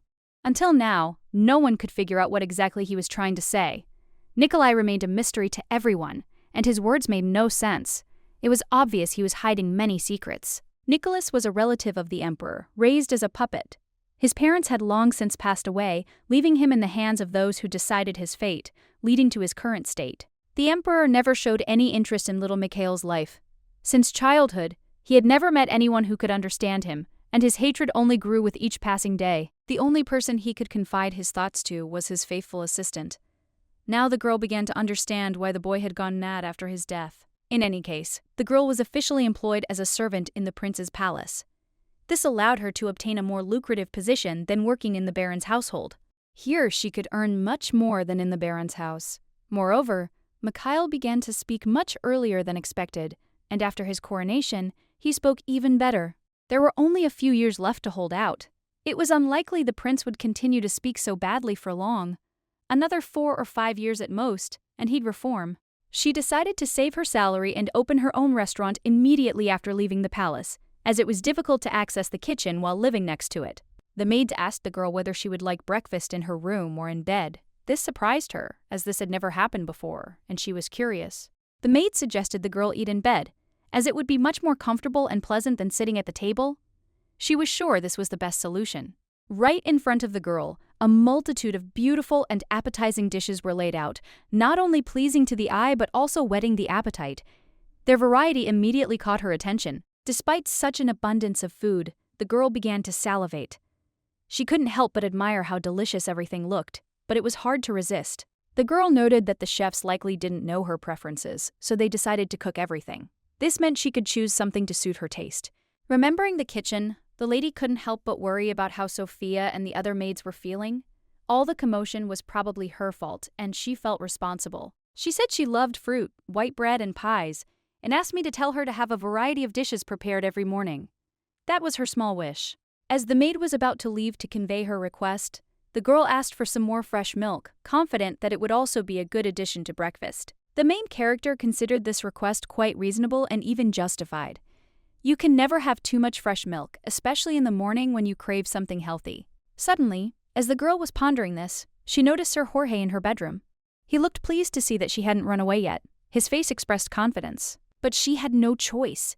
Even if she tried to escape, Sir Jorge would personally turn the entire empire upside down to find her. He was too powerful for her to escape. The boy was glad that she understood his words, and with a light expression on his face he handed her an envelope in which, as he hoped, she would see important documents. When she opened the envelope, she found a contract for a servant, but it wasn't what she thought. The contents were unexpected and gave her pause. As Adriana Woods read the contract, she realized she was facing enormous responsibilities. Among them, only one page concerned the imperial palace. However, the sum was 10 times greater than what she was receiving from Sir Jorge. That's why she immediately decided to sign the documents. But suddenly, she felt a strange uneasiness. Doubts began to arise in her mind, and she decided to pull herself together because everything seemed extremely suspicious. The nagging question of who she would be here was something she decided to ask. The man she'd pinned her hopes on realized she wasn't as naive as she seemed. His view of her changed when he realized her determination and resourcefulness. Adriana expected an honest answer. She didn't understand what role she would play in this new world and why she had to obey the orders of maids who were foreign to her. He replied that she would be nothing.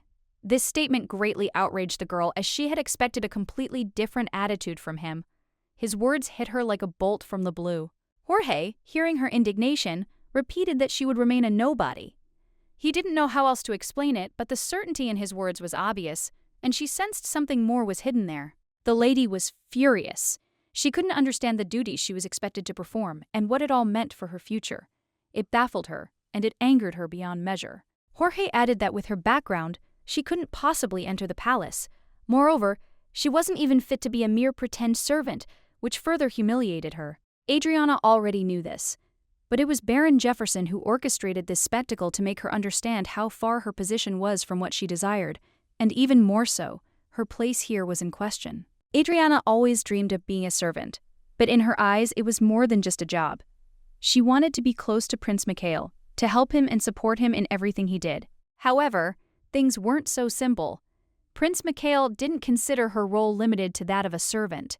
His views on the girl's position surprised her more than she expected. To make matters worse, everyone in the palace, except the prince himself, considered her too beneath her for such a role. They saw her as an idiot, incapable of putting two words together. What she heard disappointed the girl. She couldn't understand why his opinions and statements were perceived as absurd, since he was simply accustomed to expressing his thoughts differently. It made her wonder why everyone was so afraid of the prince. Even Baron Jefferson trembled at the rumors that mentioned his name, which struck her as odd. However, Sir Jorge explained to her that Baron Jefferson was an ordinary country boy who had arrived in the capital only 6 months earlier. His words could not be considered authoritative. It was not customary to speak out loud about the fact that no one could fully understand Prince Mikhail. It concerned the imperial family's reputation, and such discussions could be damaging. People only knew that the prince wasn't very bright, which was always the subject of rumors. At this time, Adriana began to understand how difficult this world was for him. Apparently, the emperor was deeply concerned about the rumors surrounding the prince. He tried to hide Mikhail's mental retardation, but everyone understood that these rumors had already become public. Later, when Mikhail ascends to the throne, there will be no difficulty due to the fact that as a child, he could not express his thoughts properly. Adriana realized that her destiny was her life's mission. From now on, her task was to convey to everyone that Emperor Mikhail was truly very intelligent. After all, only she could do it. A task of such magnitude shouldn't have been entrusted to anyone, not even a maid, since she was supposed to be the connecting link. So she would decide to remain unnoticed. She would become simply a worker, brought here from Sir Jefferson's house, and her role would remain modest. If she understood everything, Jorge asked her to sign the necessary papers.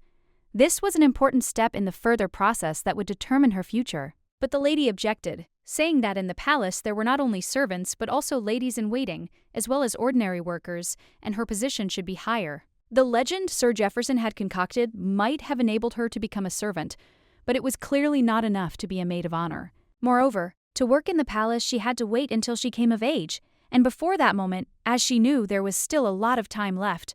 However, there were other options.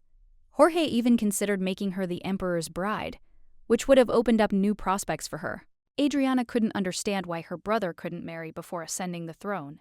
This rule remained a mystery to her, defying explanation. Then Sir Jorge explained to her that such young couples often die very early. This had become a common occurrence, and this was almost always how events unfolded in their world. Adriana began to realize that Sir Jorge was far from the best man, despite his explanations. He'd merely suggested the idea, though he sensed it would be perceived as cruelty by others. Jorge immediately realized this was the right decision, as a bride capable of transforming the prince would become an important figure. However, her life would now be primarily tied to the palace. The habit of communicating with the crown prince gradually influenced Adriana. She began to subconsciously adopt his manner of speech and expression, a process that became natural to her. Jorge was surprised by Adriana's strange remark and asked what she had just said. She wasted no time in replying that the word unicorn in butler speak meant impossibility.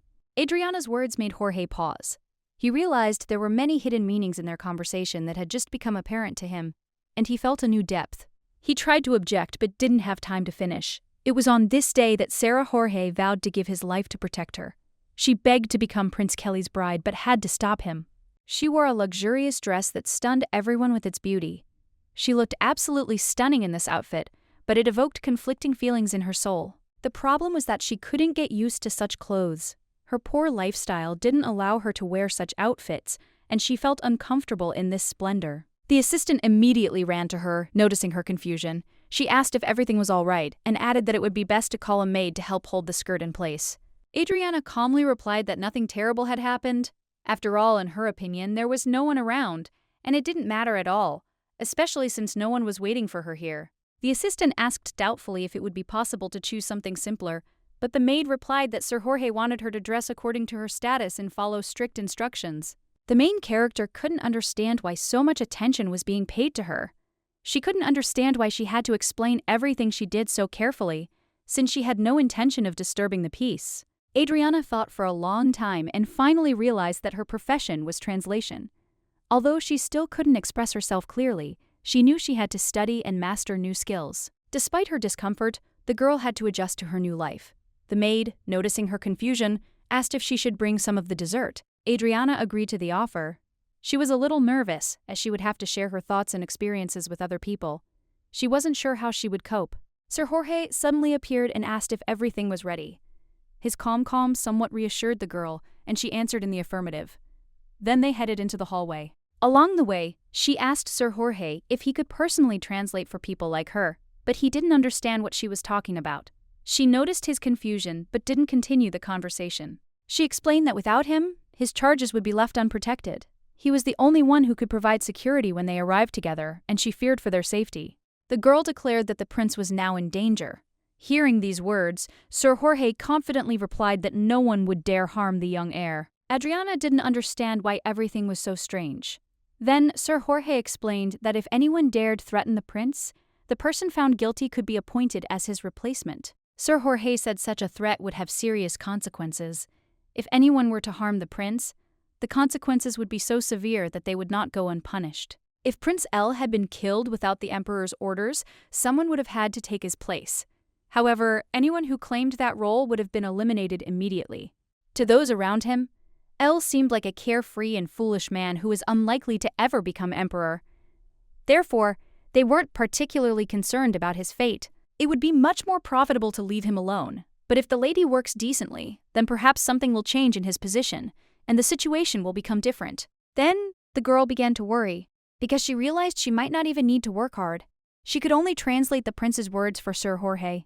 But he explained that from the moment the girl appeared, Prince Michael had been in danger, and now his life was at greater risk. However, he couldn't abandon him. The question the protagonist was left with was simple. Why couldn't he leave the prince? It was unclear, but the answer was never given. More questions arose in her mind. Of course, it was a shame the prince was treated like a fool. But, on the other hand, it would have been better if he had simply fled the threat of death before he was ready. He didn't seem to give a clear answer to her questions, and after she heard his words, even more uncertainty arose. He simply asked her to follow him and be quiet. Prince Mikhail probably already has something in mind. He's always been like that, and if it's true, he'll be delighted, as he doesn't like doing anything boring or obligatory. The girl was greatly surprised. The prince's schedule should have included lessons, and she hadn't expected him to be plotting anything. This added to her anxiety. However, this didn't seem important to Jorge. He was willing to ignore such details, considering them insignificant compared to more pressing matters that required his attention. He advised the girl not to worry. She shouldn't expect the prince to inform her of his schedule every day or to accommodate her demands. But after his words, Adriana couldn't understand how she would be able to find him if she needed him. She didn't know how to act in such a situation. The knight suddenly asked her about time. He wondered if she thought time was wasted only on conversation and silence, or if it should be used more effectively. If you think about it, it was more like being awake than asleep. She needed to adapt to the prince's schedule so she could always be ready to help at a moment's notice. Now the girl understood what they were talking about. Jorge wanted her to be there constantly, keeping an eye on everything, not missing a single detail, ready to intervene at any moment. Jorge also answered her question about why he couldn't leave the prince.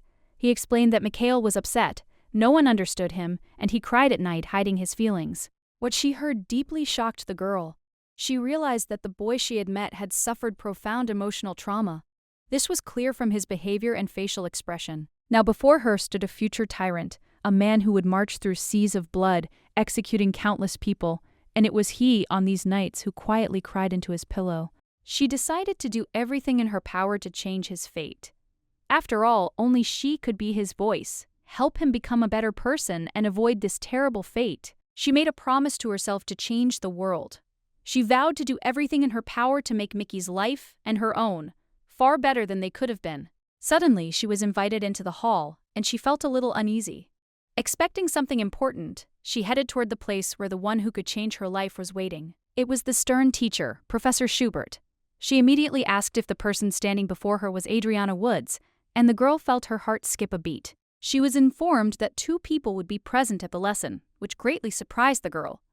She had never attended the academy and hadn't prepared for classes, but she could read. Once in class, Adriana realized she'd be studying with Mikhail. This came as a surprise, as she hadn't expected her life to change so quickly.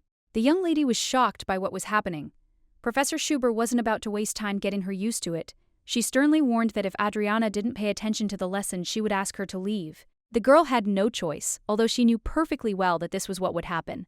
Therefore, she had to try to minimize her mistakes so as not to arouse suspicion. Suddenly, the crown prince turned to Adriana. He seemed about to say something, but at the moment of his gesture, she sensed a slight unease and anticipation. Suddenly, the prince uttered the word slippers. It was a sign that he was asking her to relax and not worry so much, which seemed sweet and unusual for him. The gesture meant that the prince wanted her not to worry, and although it was strange, Adriana hoped that her presence might influence his character.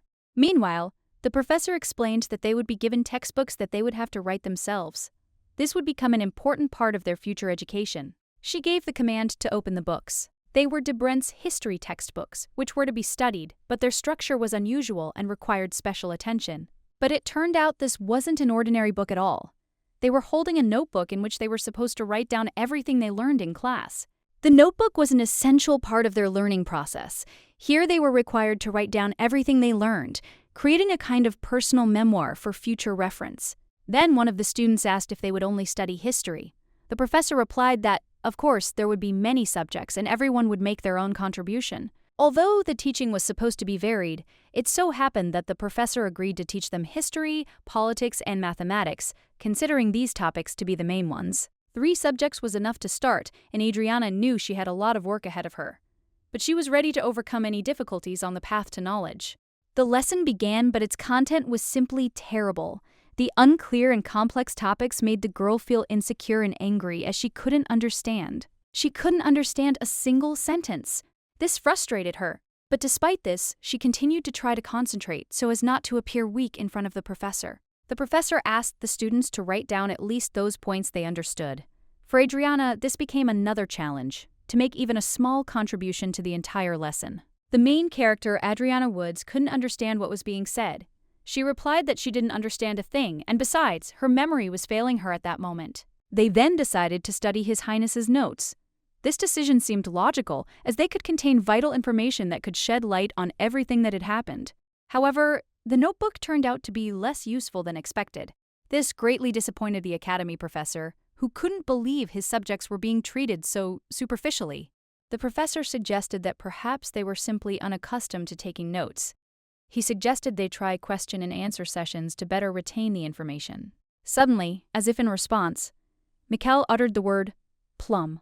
This was his special confirmation because His Highness had always loved this fruit, and it was a kind of approval. This was a real relief for the professor. He was delighted and suggested continuing the lesson. Taking up a pointer, he began to explain the history of the Dobron Empire in detail. The professor explained in detail how the continent had been repeatedly divided into several countries. The protagonist, listening to all this, felt as if she understood nothing, as she had trouble remembering faces and events. The professor also explained that the territories of these countries were very small. Some of them resembled small settlements in area. Yet despite this, they declared themselves separate states. The emperor hailed from a small country that no one particularly noticed. It was as small as many others hidden on the map of the continent. The country was so small that its capital was significantly larger, raising questions about dividing the continent into such tiny states. The lady considered this, but didn't know how to respond. It all seemed to her to make sense, since these strange small states had existed before the empire. At that moment, the boy sitting next to me suddenly uttered the word ankylosis. His voice was quiet but clear, and the word was clearly out of context. This surprised the girl, as she couldn't immediately understand what he meant. The word sounded strange and didn't sound like anything familiar to her. The professor, trying to figure it out, asked him what he meant by that word. But she couldn't understand it because it didn't exist in the language she knew. The boy continued to repeat the word without stopping, but it all remained incomprehensible to her. Each repetition only confused her, failing to provide the necessary explanation. The professor then became very angry. She had hoped that with the young lady's help, she would be able to establish contact with His Highness, but this was not happening, and she became quite upset. Although Adriana had understood something before, her thoughts were now completely confused. She felt broken, unsure of what was happening. The professor, noticing her sadness, decided to intervene. At that moment, the boy turned to Adriana. The professor added that she hoped they wouldn't miss their chance and that the stalking teacher wouldn't be the reason for their failure. This was important to her students, and she hoped the situation wouldn't get out of control. Everything that was happening seemed very complicated and even a little confusing. Adriana couldn't figure out what exactly had gone wrong. Her feelings were mixed, and she didn't know how to proceed. The situation seemed to be getting too tense. Adriana decided to ask again what the word meant. She was well aware that she hadn't understood it the first time, and she wanted to clarify what exactly he meant. This was important for her, so as not to make a mistake. The boy wanted to say something, but his thoughts suddenly became confused, and he didn't know how to start the conversation. He seemed a little lost, unsure how to continue. Adriana began to worry that she might have offended him, and immediately tried to rectify the situation. She quickly told him it wasn't his fault, so he wouldn't worry.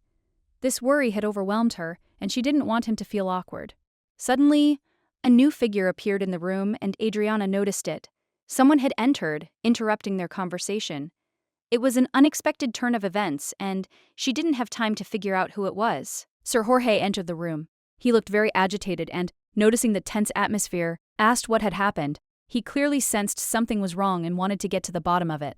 Adriana started to apologize, but Jorge immediately reassured her, saying there was no need to apologize. He was sure it wasn't anything serious and that the problem could be solved.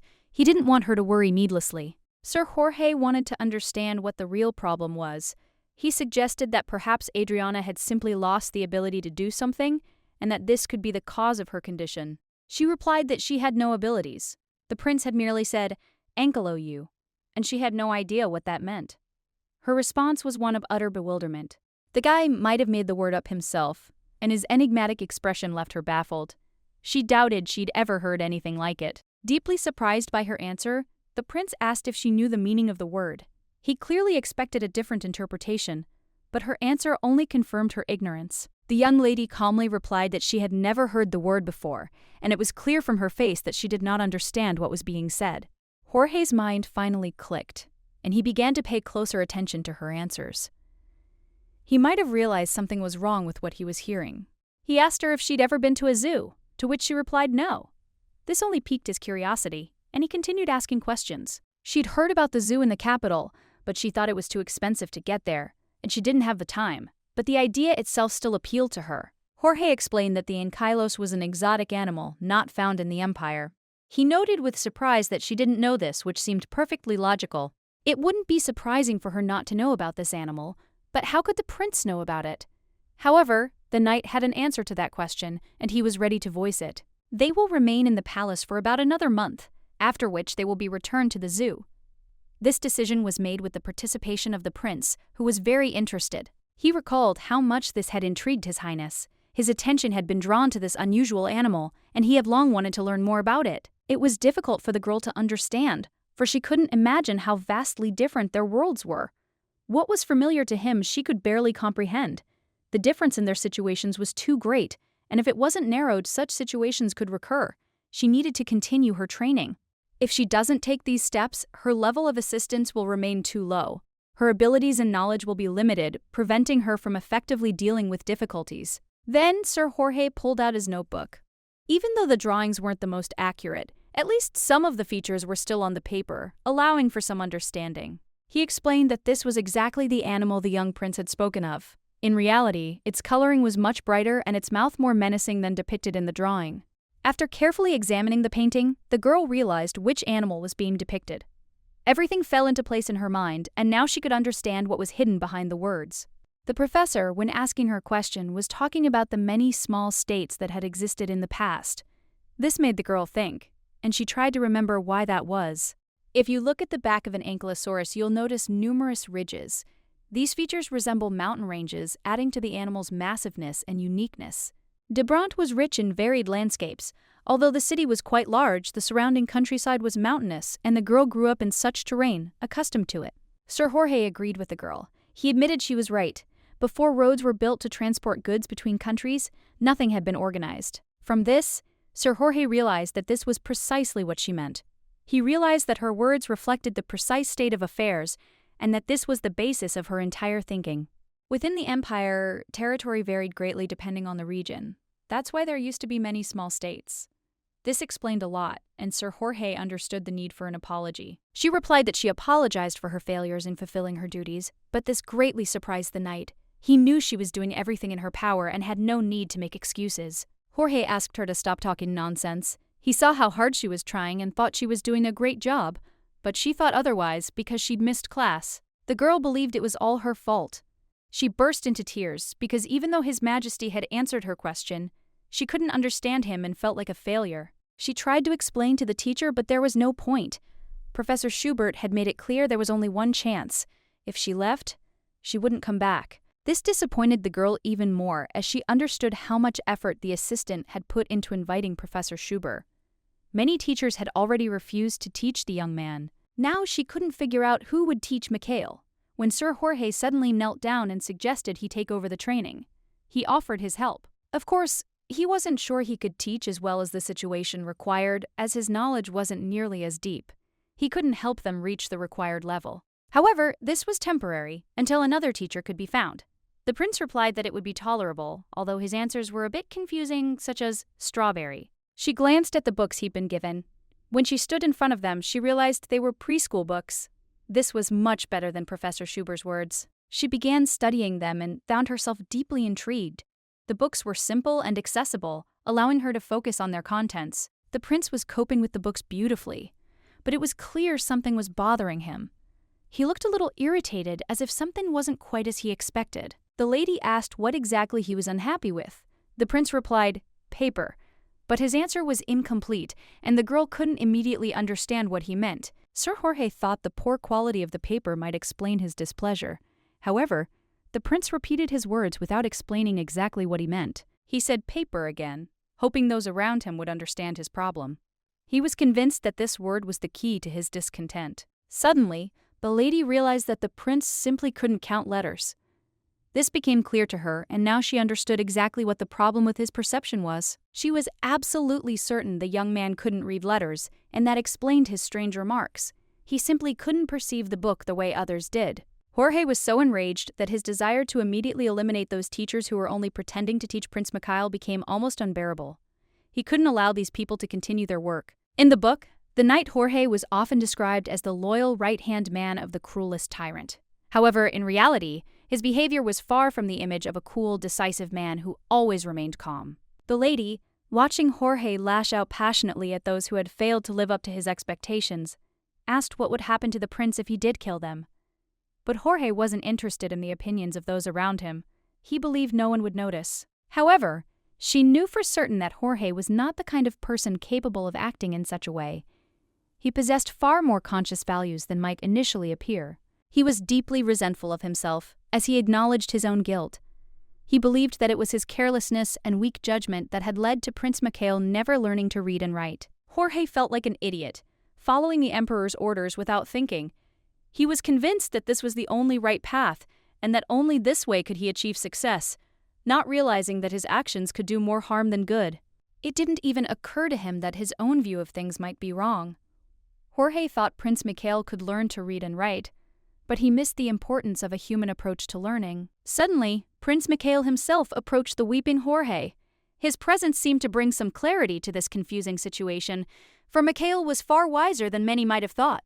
The prince smiled, which was an unexpected and even instructive gesture for Jorge. He said that sunlight always illuminates the darkness, and that nothing is ever completely bad. The girl standing nearby assured him that the prince was truly confident that everything would be fine, and that they would each overcome their difficulties. Her confidence was infectious. These words brought him genuine joy, and he decided that he would now take up teaching them. He was determined to teach them the alphabet as soon as possible. He quickly wiped the tears from his face and, eager to get to work, set to work. His desire to teach the alphabet was strong, and he was ready to begin immediately. She also asked if the knight would mind if she taught Prince Mikhail to read herself. Her request was modest, but very important for the boy's future. As soon as the girl received permission to educate the little emperor, she enthusiastically set about teaching him the alphabet. She carefully wrote out all the letters, and fortunately he quickly mastered the alphabet. His progress became more and more obvious with each passing day, and she was very pleased. She hadn't even expected such rapid progress. Seeing him learn the alphabet in just one day, she began to wonder if he was pretending not to be able to speak. And so, sometime later, he wrote his first essay. In it, he talked about eating a plum, and despite the simplicity of the topic, his thoughts were sincere. What he said next didn't really matter. The protagonist even asked him to rewrite the sentence, and the result remained the same. However, she understood his intention. In the entire empire, there were only two people who supported Mikhail, our heroine and Sir Jorge. Everyone else was only happy when he seemed a fool. However, the heroine was confident that in a few years, Mikhail would learn to speak like a normal person. She understood that if she continued to support him, it might speed up the process. She also announced that classes were over for the day, as they had worked so hard. The heroine noted that she would talk to Jorge about inviting another teacher. After all, she couldn't teach him everything, as she didn't know enough herself. It was clear from his expression that this news didn't please him very much. He looked very sad, but the girl confidently added that she would attend all the classes and that he shouldn't worry. The boy, despite his sadness, asked her to swear on her name. With a smile on her face, she took the oath, assuring him that everything would be as they had agreed. To seal their agreement, he suggested a pinky handshake. It was a gesture that symbolized their agreement and mutual trust. They completed all the agreements, but the heroine still had one important duty left. She had to stay by the boy's side while he was awake and take care of him. Adriana Woods signed with Sir Jorge, and this decision opened new horizons for her. She understood that this was a step that would change her life. Hearing this, the boy nearby was overjoyed. His face lit up with joy, and he felt relief fill his heart. The next moment, he ran up and hugged the girl. He missed her presence so much, and he truly enjoyed her company, feeling safe with her. His embrace was so tight that Adriana couldn't even breathe. The boy, seemingly oblivious to her nervousness, continued to hold her in his arms. He wanted her to be with him always, by his side. However, the girl warned him that this was probably impossible, as she didn't know how long people could stay close. The young man, despite his youth, suggested an unusual way to be together, in a coffin. His words about death struck Adriana, as he was only 10 years old, and such thoughts were inappropriate. However, it seemed he hadn't expected his words to provoke such a reaction. The boy simply stared at her silently, unable to comprehend the effect this had on the girl. The same teacher came to the next class. However, Adriana noticed that she seemed a little bolder. This made her feel uneasy. She nervously greeted the teacher, who responded by ordering her to open a new textbook. Adriana realized that another important step in their education awaited them. She recounted hearing that His Highness could now read, and mentioned that they had been having some difficulty communicating. The boy again uttered incomprehensible words, specifically gravel. This meant he agreed. Before the start of the class, the professor made a request of Ms. Wood. She asked her to pay close attention to the professor's lessons and listen attentively to every moment. This surprised the main character, as she hadn't had to do anything like that. His Highness understood everything perfectly, and her role was simply to sit next to him and translate. However, the professor thought otherwise. Even if the boy understood everything, if the lady couldn't correctly interpret his thoughts, she wouldn't be able to accurately convey his feelings and thoughts. This meant that, despite Mikkel's knowledge, Ms. Wood wouldn't be able to do her job unless she understood what was going on in the conversation. The girl smiled and promised to do her best, because that was indeed the case. After the lesson, she couldn't understand anything, and everything she'd heard seemed to have vanished from her mind. The lesson ended late, and she felt like she hadn't had time to understand every word. She was very upset, eager to get to her bedroom to be alone and recuperate after a stressful day. Suddenly, Sir Jorge said she'd done a very good job today. However, the heroine didn't share this opinion, as her work was simply part of her duties. She decided to ask for separate lessons, but the gentleman did not understand her request, not realizing that she wanted to work on herself and study something outside of the general classes. The lady explained that she wanted to take extra lessons to study independently. She felt as if she could influence the prince's education. He replied that it wouldn't be difficult to find another teacher for that. But there was one point he considered important. People should always be close to the prince. Suddenly, he had a brilliant idea. An entrance ticket to the library, which was always open. The lights were always on, and she could come in any time to read books. She was a little confused and didn't know how to respond to his proposal. Her thoughts filled her, and she sank into contemplation, not entirely sure of her decision. He explained that the library had many more books than her office. She could easily find suitable materials. Hearing this, she relaxed and agreed. One of the subjects the prince was taught was ball control. The teacher asked him to use wider movements, as his technique was flawed. After the young man fulfilled the teacher's request, the teacher praised him for his efforts and told him to repeat the exercise 10 more times to improve his technique. Meanwhile, the protagonist, standing to the side, watched the young man's diligent work. She saw how tirelessly he trained, despite his fatigue. After several strenuous swings of the sword, the young man was very exhausted, and, barely holding back his strength, he continued training, fixated on one point in the air. The teacher, watching this, couldn't understand why he hadn't thought to teach the prince how to handle a ball earlier. After all, Mikkel clearly couldn't sit quietly in the library. The situation was understandable. Jorge knew his father, who was exactly the same. He couldn't sit still and was always eager to take action.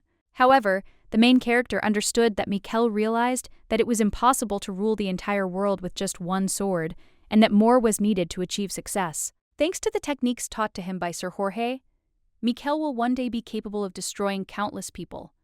These lessons will give him not only strength but also determination. The training, despite its intensity, left the boy thoroughly exhausted.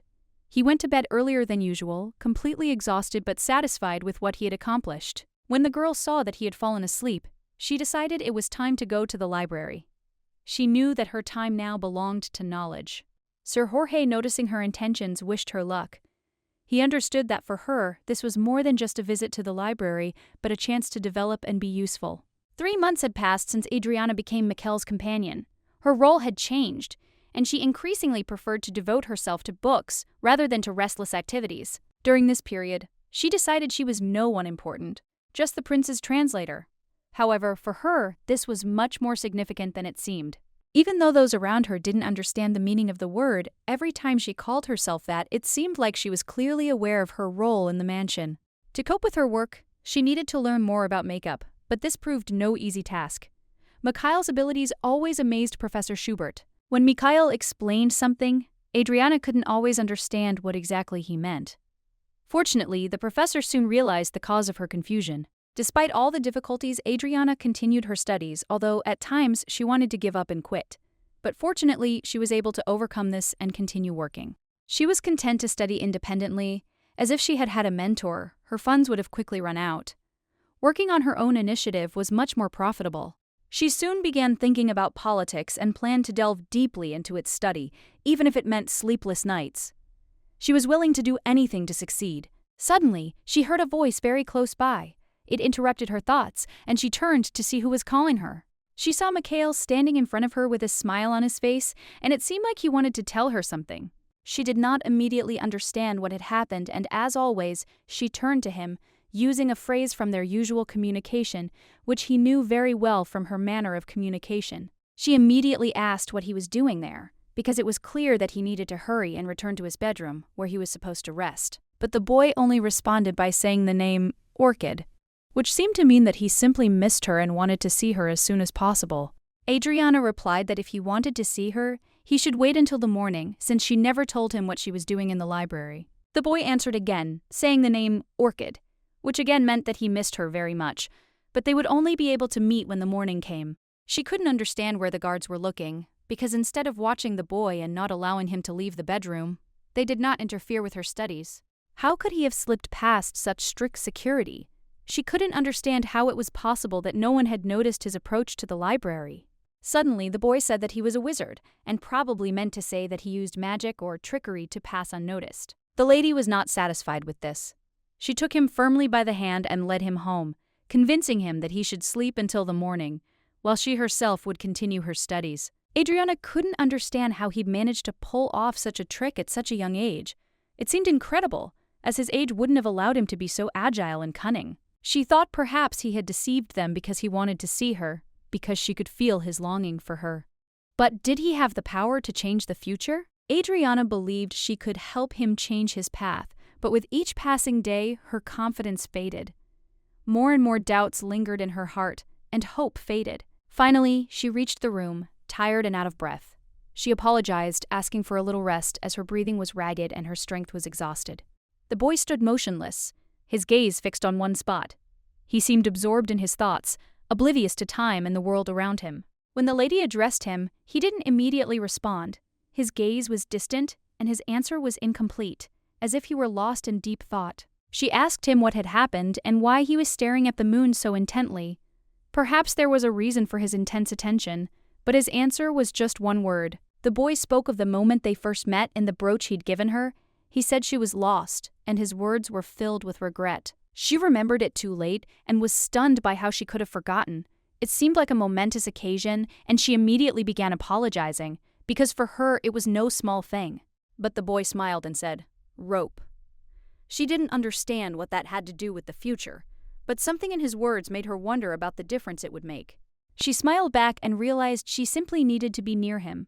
Perhaps if she spent a few years with him, his heart would become less cold and more open. She hoped that her actions to protect him would lead to better consequences than those that might have occurred without her intervention and care.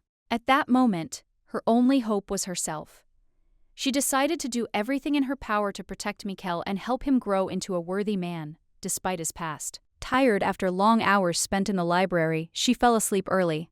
She spent the entire day studying books, hoping to find answers to the questions that tormented her. Suddenly, a maid rushed into the room and began hurriedly waking her. The girl was confused, not understanding what had happened or why she had been awakened so early. The maid told him that Mikhail had finally received an invitation to a ball to be held at the imperial palace. This was a momentous event that would change everything. Confused, she learned that Mikhail had never attended an imperial ball before. She asked when it would take place, and the maid replied that it would be in 10 days. The woman clarified that they still had time to prepare. The ball, it turned out, was an important event, and they had a few days to complete all the necessary work. This meant she'd have to act as a floor translator again, which made her life even more difficult. Adriana didn't like the prospect of being forced into that role again. She asked the maid if Sir Jorge had sent her the new schedule. However, as soon as he learned of the change, he immediately informed them. The maid assured them that there was no need to rush now, and perhaps they should calmly prepare for the ball. But something in her soul told her that this day would be difficult. At this point, the maid asked if Adriana would like to hear about a secret method that might help her cope with the upcoming events.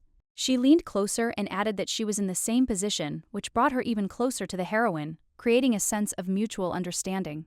Adriana immediately understood the meaning of her words. If she maintained this positive attitude, things would become even more difficult for her. Her simplicity and approachability made her beloved in the house. Adriana smiled and replied that she liked Ashley very much too.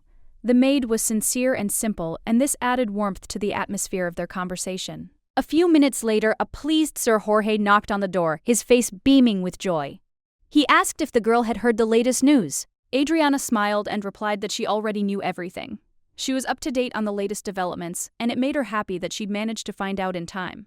Jorge was delighted by the news. He was happy, and it was all thanks to Adriana, her actions and determination. The main character felt a slight uneasiness, but Sir Jorge calmly told her that all worries should be left to the adults and that she should focus on herself and the prince.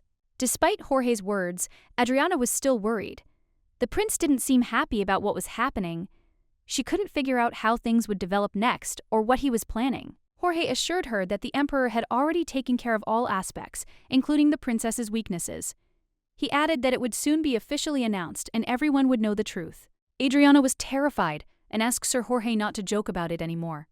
However, he restrained himself and replied that it was no joke at all, but a real situation. She responded by stating that without her participation, the emperor would not have made such an important decision.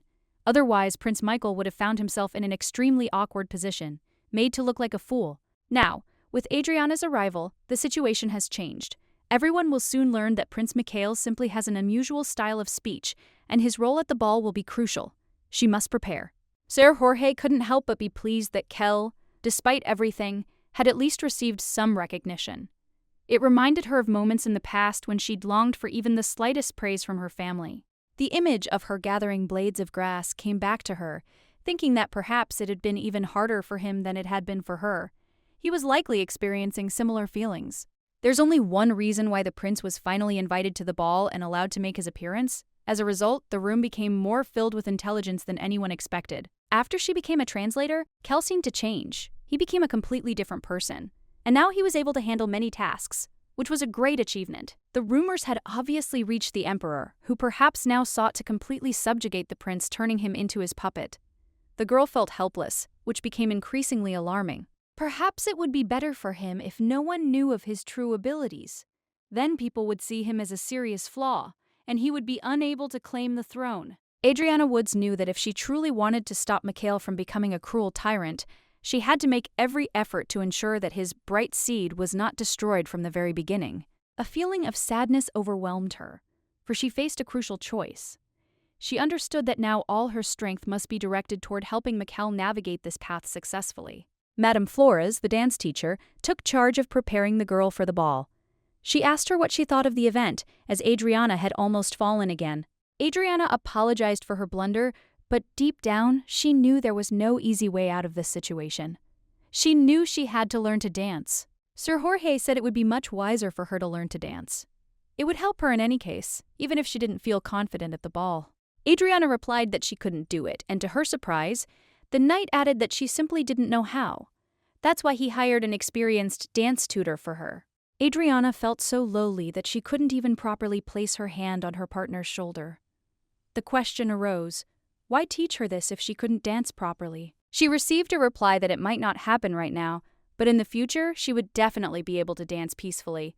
It sounded like a promise. Nevertheless, she agreed and focused on positive thoughts. She needed to be with His Highness, and besides, these were free dance lessons. When she spotted him, she knew he was incredible. She asked him if he'd be interested in watching her practice, and when he responded positively, it confirmed that she enjoyed it too. Mr. Jorge asked Madame Flores to pair Miss Woods and the prince. It seemed like a great idea, and soon they began dancing.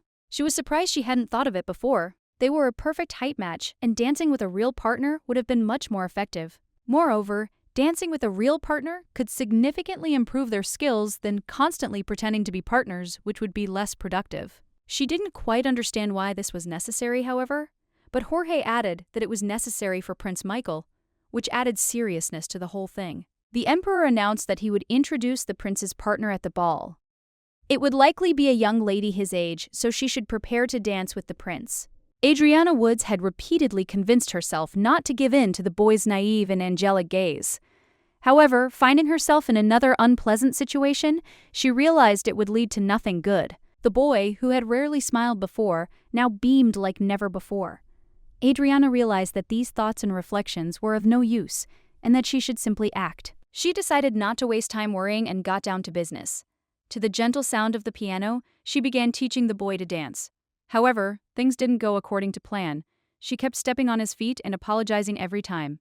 Adriana couldn't even count how many times she stepped on his feet in half an hour. It happened so often that she couldn't react quickly, and her anxiety grew. She couldn't help but ask him if his legs were okay. Adriana was worried that they might swell from such constant blows, and the boy would end up in pain. She worried that the boy might become upset and stop dancing, but he only quietly uttered one word: tree. This answer reassured her. He felt no pain and wanted to continue practicing. However, when Jorge, as always, intervened and asked what was going on, Adriana, deciding not to worry him, lied. She said the boy was in pain and didn't want to continue dancing, but Sir Jorge immediately sensed the lie and asked if she wanted to terminate the contract. His questions were direct, and his gaze was insistent, like that of an experienced man. At that moment, she realized she had no choice but to learn to dance. So she explained that the tree meant it didn't hurt when someone stepped on it. Even Mr. Jorge began to understand the boy's language, since the word strawberry meant the lady had answered correctly. With every gesture, it became clear. He knew a lot. And despite several failed attempts, she seemed to have finally mastered the art of dancing. It was a difficult challenge, but she grew more confident with each step. But then, just a second later, she stepped on the boy's foot again. The feeling of discomfort returned, but she didn't give up, hoping that everything would work out next time. She admitted she couldn't continue because she didn't want to leave bruises on the prince's legs. This worried her, as she already felt responsible for his well-being. But the prince's body was unharmed, and even the dance teacher noticed. She added that Miss Woods shouldn't worry, as the woolen boots would protect the prince. Sir Jorge said that if it bothered her so much, then she should learn to dance as quickly as possible so as not to harm His Highness and not bother him anymore. This devastated her even more, as she had planned to run away from this assignment. But now it seemed inevitable and she had to complete it. After going through such a difficult ordeal, she finally decided it was worth going to the library. However, at the last moment, she changed her mind and didn't go. The main character declared she was too tired. Sir Jorge noticed she was trying to tell him something, and this couldn't help but draw his attention to her condition. Deep down, she decided he shouldn't be afraid, since her demands were quite fair. It was this feeling that gave her confidence in her actions. She dreamed of getting back the lion-shaped brooch that had been taken from her. It was a gift that meant a lot to her, and she hoped she could get it back. The protagonist wanted the brooch back because it was a gift from the prince himself. She sensed he hoped she would wear it to the ball, which gave her confidence. The boy wasn't sure how to take her words. He didn't know how much to trust them. In response, she merely informed him that he understood everything perfectly well. Something about this conversation apparently didn't sit well with him. The girl noticed and was deeply distressed. Her face betrayed her concern, as his mood had clearly worsened. He asked if she knew what the request was. She explained that it was a very valuable brooch, worth a fortune, and that she couldn't have earned it in her entire life. The brooch, she said, was the last symbol of the imperial family that belonged to His Highness before he became crown prince. It was so important. Jorge explained that he inherited it after his father's death. He noted that if a girl had appeared in the capital with this brooch and claimed to be from the imperial family, she would have been believed. Hearing this, the girl was stunned. How could such a valuable thing have ended up in her possession? Perhaps the prince didn't know its value when he gave it to her, but now he probably guesses. Mr. Jorge remained silent, unsure what exactly she wanted or why she was asking for her back at that moment. He was perplexed and unsure what to do. He didn't know how to explain his feelings, as he himself was at a loss. He couldn't understand what exactly had prompted her to ask him about this now. After a few minutes of explanation and storytelling, Mr. Jorge finally understood what was being discussed. He realized there was a hidden meaning behind the request. As they walked down the hallway, the lady asked if Mr. Jorge had ever thought they might do something bad. But in fact, he was thinking of something completely different. He kept wondering why she didn't want to return the brooch. This question haunted him, because he sensed something more was hidden. Jorge seemed certain that Adriana had only just realized the brooch's true value. But if he doubted her intentions, then he believed she had no place in this house. But to his surprise, he answered something she hadn't expected at all. He said she'd kept the brooch very carefully, and that shocked her. Her face expressed obvious confusion, and then Jorge, noticing this, asked if she had forgotten what had happened in the Baron's house. His question caught her off guard. It was then that she realized she wanted the brooch back, making desperate attempts to get it back. Her intentions became clear. He asked what had changed since then, expecting the girl to immediately ask for the brooch back. What she heard shocked her, as she couldn't understand how she could have forgotten about it. She began to wonder why she hadn't really noticed the brooch, and why she had forgotten about it. It wasn't like her, and the question tormented her. Her explanation might have seemed absurd, but she decided to be frank. She admitted that she had simply forgotten about it despite its significance. He also said that despite her ignorance and indifference, he could not understand how one could forget such a treasure as the imperial family brooch, which is of great value. She replied that too many things had happened, and that they had altered her perception. But for Jorge, that wasn't a sufficient answer. He still couldn't understand how it had happened. However, she herself couldn't understand how she had forgotten about this brooch, which she had always treasured so much. It was completely absurd, especially after everything that had happened to her. After a moment's thought, Jorge noticed that the girl seemed ready to give him an answer. He sensed she was about to explain why forgetting that brooch was so significant. She admitted that she truly treasured this brooch because it was the one Mikhail had given her. Every time she was going through a tough time, she picked it up, remembering the day she met him. During the most difficult moments of her life, Adriana couldn't find anyone to support her. Only Mikhail remained by her side, ready to help in any situation. She always had this piece of jewelry with her, and it seemed she sensed its presence. But Mr. Jorge was certain she didn't need it now. The memory of the brooch only came to her mind after the mention of His Highness. Adriana confirmed that it was indeed so, and decided to accept the gift. After this heartfelt conversation, the knight finally gave up the brooch. He asked the girl to wear it to the ball. Believing she deserved the attention, the girl silently observed the jewelry, pondering it. Mr. Jorge replied that she couldn't remain in the shadows forever, as the brooch symbolized her status. He added that she should be proud of this decoration, because it would be proof of her status, even if she did not yet feel her importance.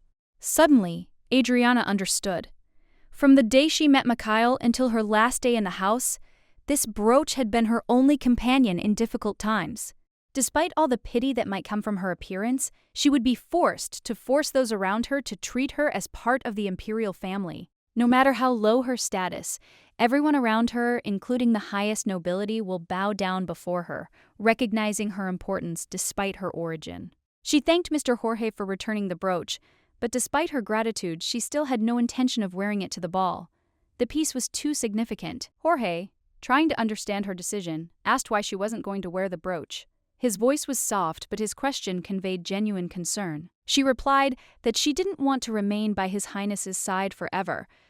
Her words were full of determination, and they betrayed a hint of anxiety about the future. She believed that if she accepted the gift, she would be obligated to accompany him at all times.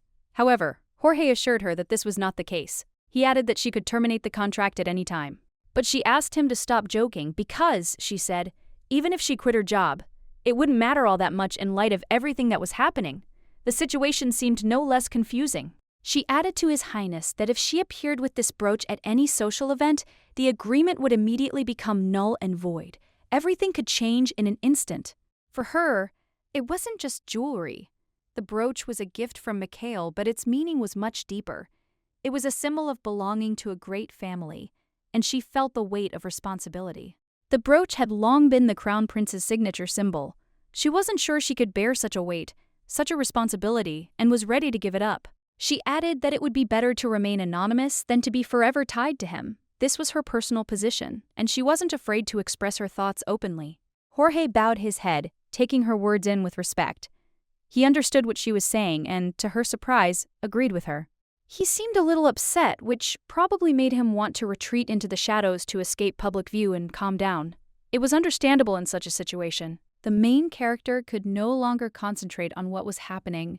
Her thoughts were confused, and the only thing she wanted was to go to bed as quickly as possible and forget. According to Ashley, after the title was transferred to Mikhail, the imperial ball was held only 6 times, and it became an integral part of life in their circle. However, Although His Highness could not attend these events, his age was not a valid excuse, although it did not matter much at the time.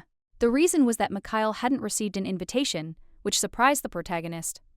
She was tormented by unpleasant premonitions, but she couldn't understand why this had happened.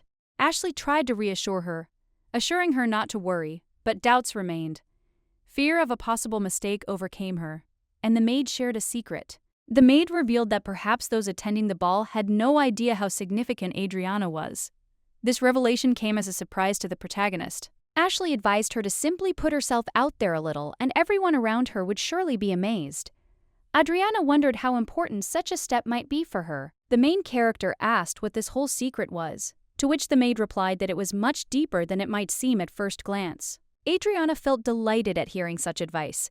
She was genuinely grateful to have met such a good assistant. The meeting seemed opportune and timely. Since this was her unofficial debut, Adriana could afford to be understated. Quiet modesty would become her signature style that day. This is exactly how Adriana planned to proceed. She chose this approach to avoid drawing attention to herself. Everything had to be delicate and in moderation. This was the perfect option for her. This way, she could look quite dignified, but without attracting too many unwanted glances along the way. She was pleased to hear such words. Adriana urged the girl to be confident, reminding her that she herself was an example of the ideal mistress. Today was one of those days when Adriana didn't have to wait outside Mikhail's bedroom. She decided not to waste time and quietly sneak into the ballroom, having prepared herself in advance. At that moment, she decided to approach the prince when he entered the hall. He wanted them to appear together, and Adriana couldn't deny him this wish. However, she understood that she shouldn't indulge her child's every whim. Such behavior would be too difficult for her and would interfere with her plans. Adriana grew increasingly anxious.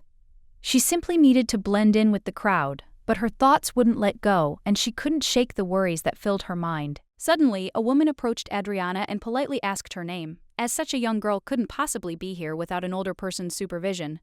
Her gaze was wary. The woman added that she'd been watching Adriana and noticed her pacing back and forth for half an hour. She suggested that Adriana's parents might be lost somewhere nearby.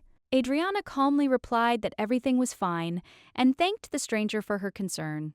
She was trying not to cause any unnecessary problems or attract unnecessary attention. However, the woman spoke again, insisting that if Adriana had come here secretly, she still had time to return. This statement clearly put the girl in an awkward position. She added that the atmosphere in the house had been tense lately, and even her family could have been in danger. However, Adriana had arrived early to observe the mood. Adriana had no intention of engaging in further conversation and didn't know what to say. She remained silent, hoping the situation would calm down. However, her silence only heightened the woman's suspicions, and she decided to escort her to the exit. Adriana tried to explain that she had been invited to the event, but she needed to show the invitation. At that moment, she felt the importance of not embarrassing herself. Only now did she realize she was missing the vital item she needed. Without it, the situation became much more difficult, and she felt it firsthand. If she had worn a brooch, all these problems could have been easily solved. With this accessory, she could safely navigate even the most difficult moments. The Baron's help wouldn't help here either. Even he couldn't cross the threshold of the palace, and the situation was becoming increasingly tense as time pressed. If she mentioned the Baron here, it would immediately arouse a host of suspicions. This could only complicate her situation. Suddenly, the announcement of His Highness, Mikhail Sonnet de Brant's arrival, rang out. The event caught everyone's attention, and she felt everything change. It was at that moment that the girl decided she wouldn't have another chance. She needed to act quickly before her attention was focused elsewhere. While the lady was distracted, she quietly turned around and began to move quickly in the opposite direction, hoping that no one would notice her. The lady tried to stop her, shouting and asking her to come back, but she was determined, believing it was easier to disappear into the crowd than to remain visible. She decided to disappear among the crowd, hoping she wouldn't be found quickly. At that moment, her only chance was anonymity. Until His Majesty appeared, everyone began discussing the Crown Prince's arrival. This distracted attention from her disappearance and gave her the opportunity to slip away. Everyone present was shocked. Rumors circulating about the boy claimed he was completely out of his mind and looked extremely strange and terrifying. This was alarming. However, one of the gentlemen replied that, despite his appearance, the boy turned out to be quite stupid. He did not give up hope that he would still learn something. However, no one could believe it, and only the young lady overheard this conversation. She, unlike the others, did not believe the emperor would make him crown prince. However, there was likely a reason for this, and perhaps soon these same people will begin discussing Mikhail's innate talents. This could have been part of the plan. The main character waited a long time for the boy's arrival, because that was when she could finally play her role. Her entire plan depended on this moment. Suddenly, she noticed something strange happening around her. The atmosphere had changed, and she felt that not everything was as it should be. A full hour had passed since Mikhail's arrival, and no one had called her.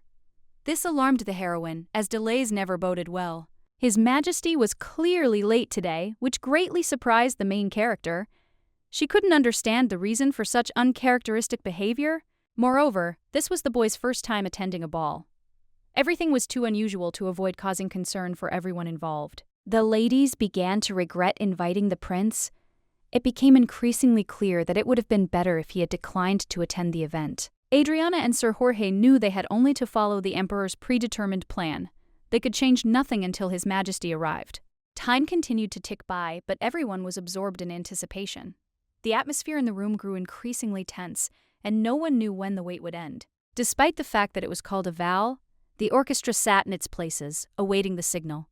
They weren't playing, just waiting for the moment when they could begin. Silence reigned in the hall. No one dared express dissatisfaction. Even the Grand Duke Kyle's relatives, who wielded considerable influence, did not allow themselves to do so. Time passed, and the girl couldn't tell exactly how much had passed. Finally, a messenger arrived with instructions, and the situation began to clear up. His Majesty was unable to attend the ball due to ill health. Mr. Jorge then inquired whether the event should continue because of this. The envoy replied that His Majesty would consider it disrespectful if the guests continued to wait. Therefore, the rest was now up to the Crown Prince. From the very beginning, Adriana knew something was wrong. Even the moment the prince didn't show up, she sensed something wasn't working out. But now it was too late. Jorge had completely accepted what was happening, leaving everything as is. Jorge turned to Mikhail, his words firm and confident. This was necessary to keep the situation under control, as the future depended on his actions. And now, finally, the moment had arrived for Adriana herself to intervene. The situation had become so convoluted that nothing could have gotten any worse. It became clear to her that this was precisely what the emperor had been aiming for: total confusion and disorientation. The emperor wanted to make the little prince look like a fool, to make him a laughingstock at the ball. The original plan was for Mikhail to speak up and admit that his mind was retarded and his speech was not developing properly. But now everything was in Adriana's hands. She stood at a crossroads, and the entire future course of events depended on her decisions. Only she could change what was happening, reverse the entire outcome. After Adriana intervened, she had to confirm the truth surrounding Mikhail. The aristocrats began whispering, noticing that no one around them had attempted to intervene, and Ilya, without even taking a single step, remained on the sidelines. Moreover, he didn't even try to talk to his closest ally, Jorge. And to say now that only she understands the prince would seem like an inappropriate lie, completely inappropriate for this situation. The emperor decided to portray Mikhail as a fool and Sir Jorge as a fraud. The plan was perfectly logical, as it would help remove them from the palace and consolidate his power. Suddenly, the heroine realized that the target of this plan was Jorge himself. The palace had long treated him like a fool, but he was far from what everyone thought. If Jorge is branded a fraud, blamed for the crown prince's idiocy, his reputation will be ruined. He'll lose his job. All of this confused her. Perhaps the information about the emperor's plans had already been mentioned in the book, and all of this was just a temporary difficulty that needed to be overcome. He couldn't afford to fail. He had to find a way to overcome this crisis, and he would do so. Otherwise, he would lose everything, including his credibility and his position. At that moment, the envoy announced that His Majesty had ordered Mikhail to forget all his difficulties. Jorge looked at the young man, hoping for a response, but he remained silent. Mikhail didn't know what to answer. He remained silent and simply waited for instructions, not daring to break the silence, including in front of his advisor. The knight announced that the young man would be taking charge of the ball and asked if he was confident he could handle the responsibility. The boy was unprepared for this turn of events, and his face betrayed his confusion. It was clear the young man was starting to get nervous. He was clearly nervous, unsure of what to do next or how to proceed. His indecision was obvious, and he didn't know how to get out of this situation. Mr. Jorge said the boy would succeed. He also added that Lady Adriana would arrive soon, which, in his opinion, would ease the situation and provide the necessary support for further action. The young man began to blame himself for failing to plan everything perfectly. He worried that the situation could now spiral out of control, and that everything might go completely wrong. At that moment, Adriana approached and addressed the knight. She was calm, despite the tension of the situation, and this somewhat reassured those around her, although the knight himself remained uneasy. The knight was glad to see her, but his anxiety only grew. His worries grew, and it seemed to him that her presence was no longer able to change the course of events, despite the fact that he was still glad she had arrived. The knight believed they were already caught in a trap laid by His Majesty. Adriana's presence, he felt, could no longer have the desired effect on what was happening.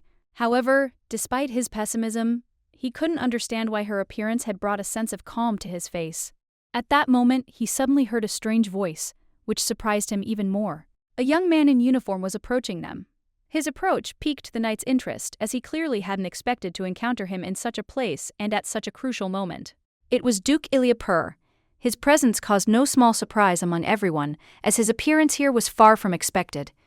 This only added to the mystery of the proceedings. Sir Jorge was greatly surprised. He had never expected the Duke to be in this place, and he was surprised that such an important person would be there, right now, in the midst of such a tense situation. The Duke asked to be addressed less formally, as Mr. Jorge was his only uncle. He asked to be called Ilya, as he had been in the days of their more casual encounters. The knight merely twisted his mouth and said nothing in response. His face expressed displeasure or confusion, but he didn't voice his emotions, preferring silence. Having not seen each other for a long time, the Duke greeted Jorge and someone else present. His greeting was polite, but there was a hint of heaviness in his voice, likely due to the unrest that lay ahead. The young man couldn't answer. He sat silently, and it was clear he wasn't enjoying the meeting. His face was slightly sad, and his mood remained subdued, perhaps due to everything that had happened.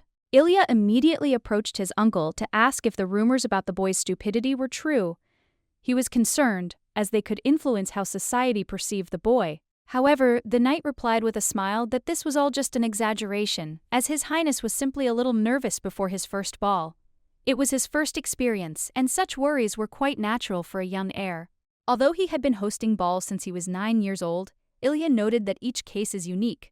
In this case, many factors come into play, and it's unlikely the young prince could have mastered all the nuances of such an important event right away. Ilya added that he would try to find a way to help the boy cope with the situation and overcome his fears.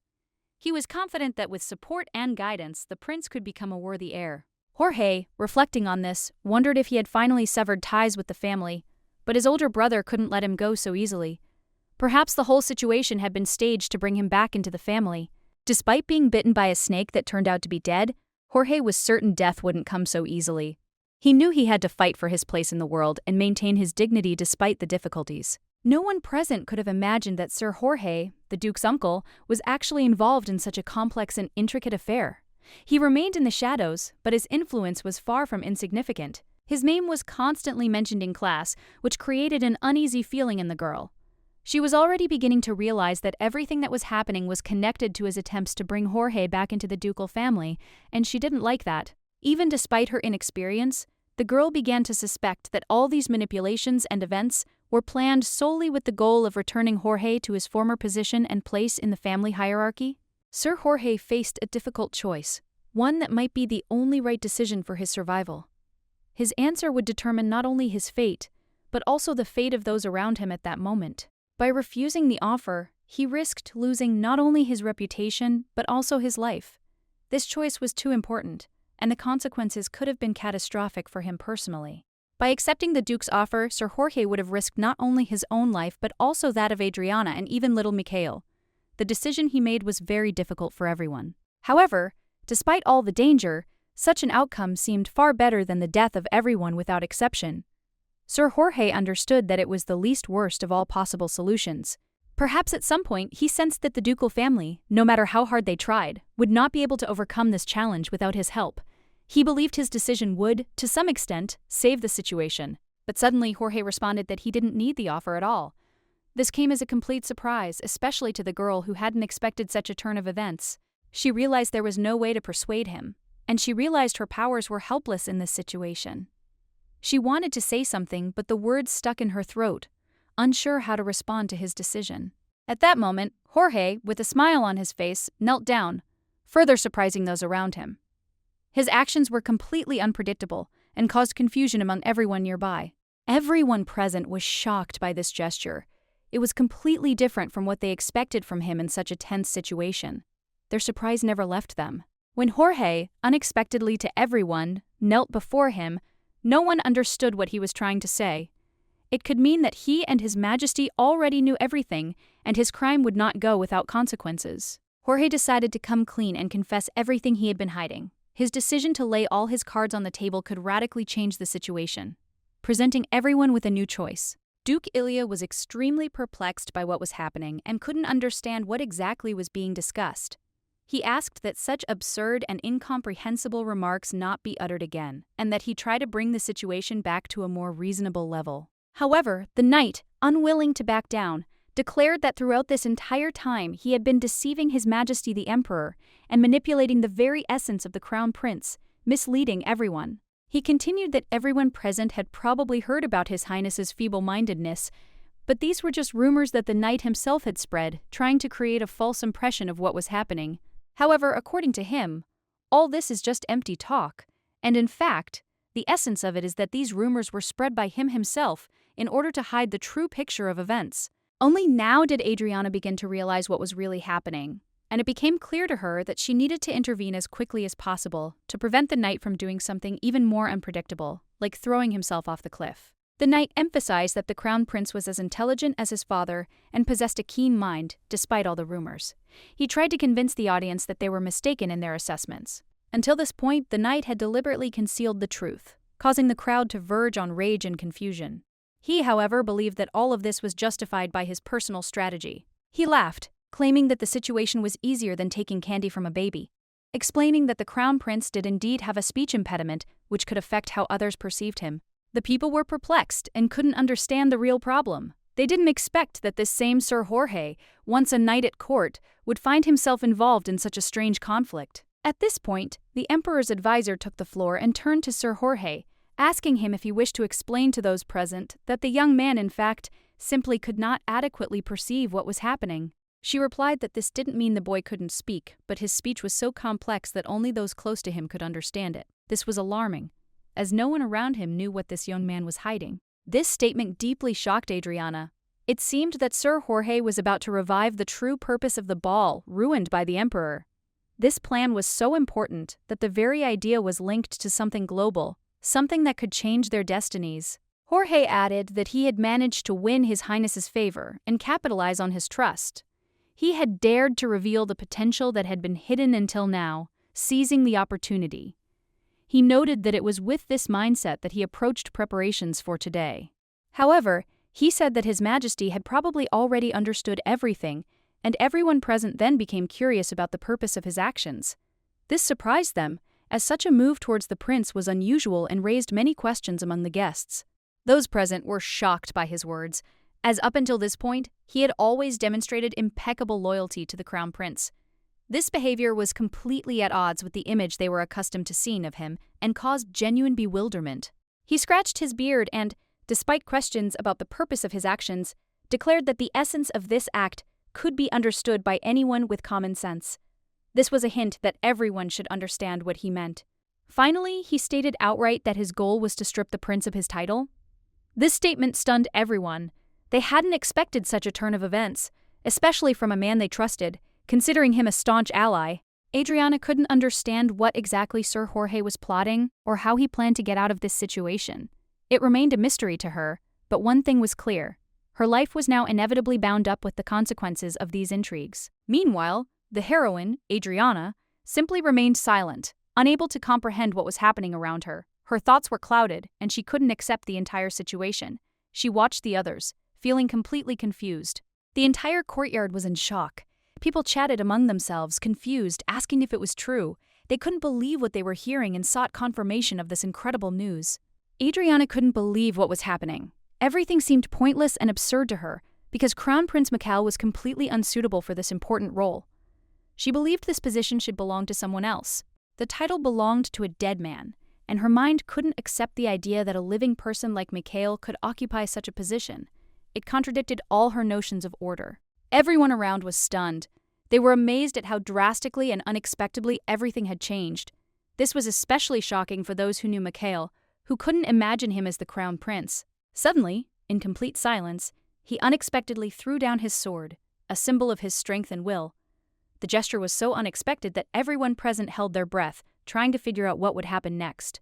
After this, Mikhail turned to His Excellency Duke Ilya, saying they had already made enough noise. He asked if the Duke wanted him to go to prison himself, hinting at the possible consequences. At this point, a young man who witnessed the events, asked the guards to arrest Sir Jorge. But unfortunately, the miracle did not occur, and everything unfolded according to the already predicted scenario.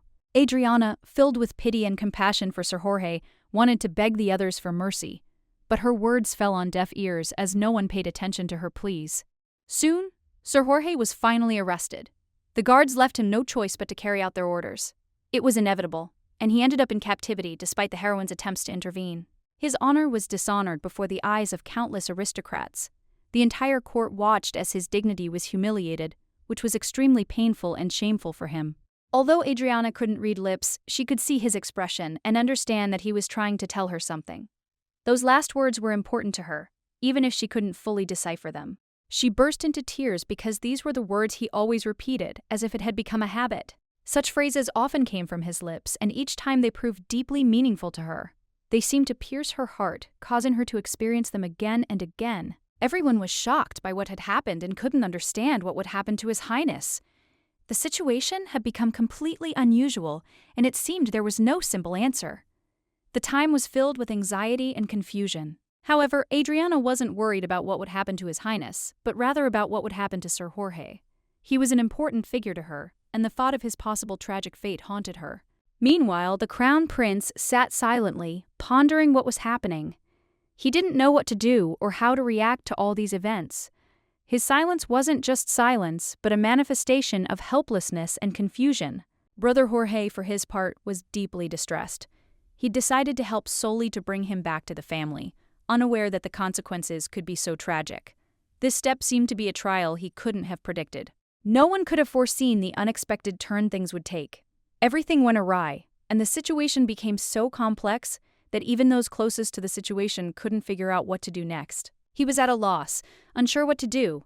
Sir Jorge was too important to him, and he couldn't imagine living without him. It felt like a great loss, difficult to recover from, no matter what was happening around him. He watched all this, aware that new gossip had begun to circulate among people. Everyone now had their own opinion, and everyone was trying to interpret what had happened in their own way. All this created an atmosphere of tension and mistrust. He decided to imagine that everything that was happening was insignificant, as if he didn't exist in this situation.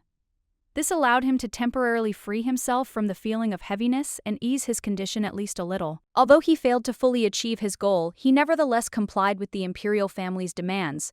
This was his only chance to maintain his position and avoid ending up in an unfavorable situation where he could lose everything. The emperor issued strict orders to isolate the crown prince as much as possible. His abilities were too great, raising concerns that his talent could pose a threat to his power. From that time on, rumors began to circulate in the palace that the crown prince, contrary to all expectations, was significantly smarter than he might first appear. These rumors forced many to reconsider their opinions of him. The emperor will never make concessions to those whose actions run counter to his plans. Therefore, no one doubted that Mr. Jorge would be unlikely to emerge from this situation to his own advantage or that of others. Nevertheless, despite all the obstacles, the last prince, like everyone else, will receive his title directly from the emperor. He remains a valuable tool, albeit not in the best position, and can be used for certain purposes. The emperor intends to announce to the entire empire that the crown prince is nothing but an idiot, and that even the duke, despite his efforts, will be unable to prevent the prince's downfall. With this step, his plan to eliminate the crown prince will be almost complete. At the ball, among the aristocracy, everyone saw the crown prince as nothing more than a frightened boy, incapable of even standing up for himself.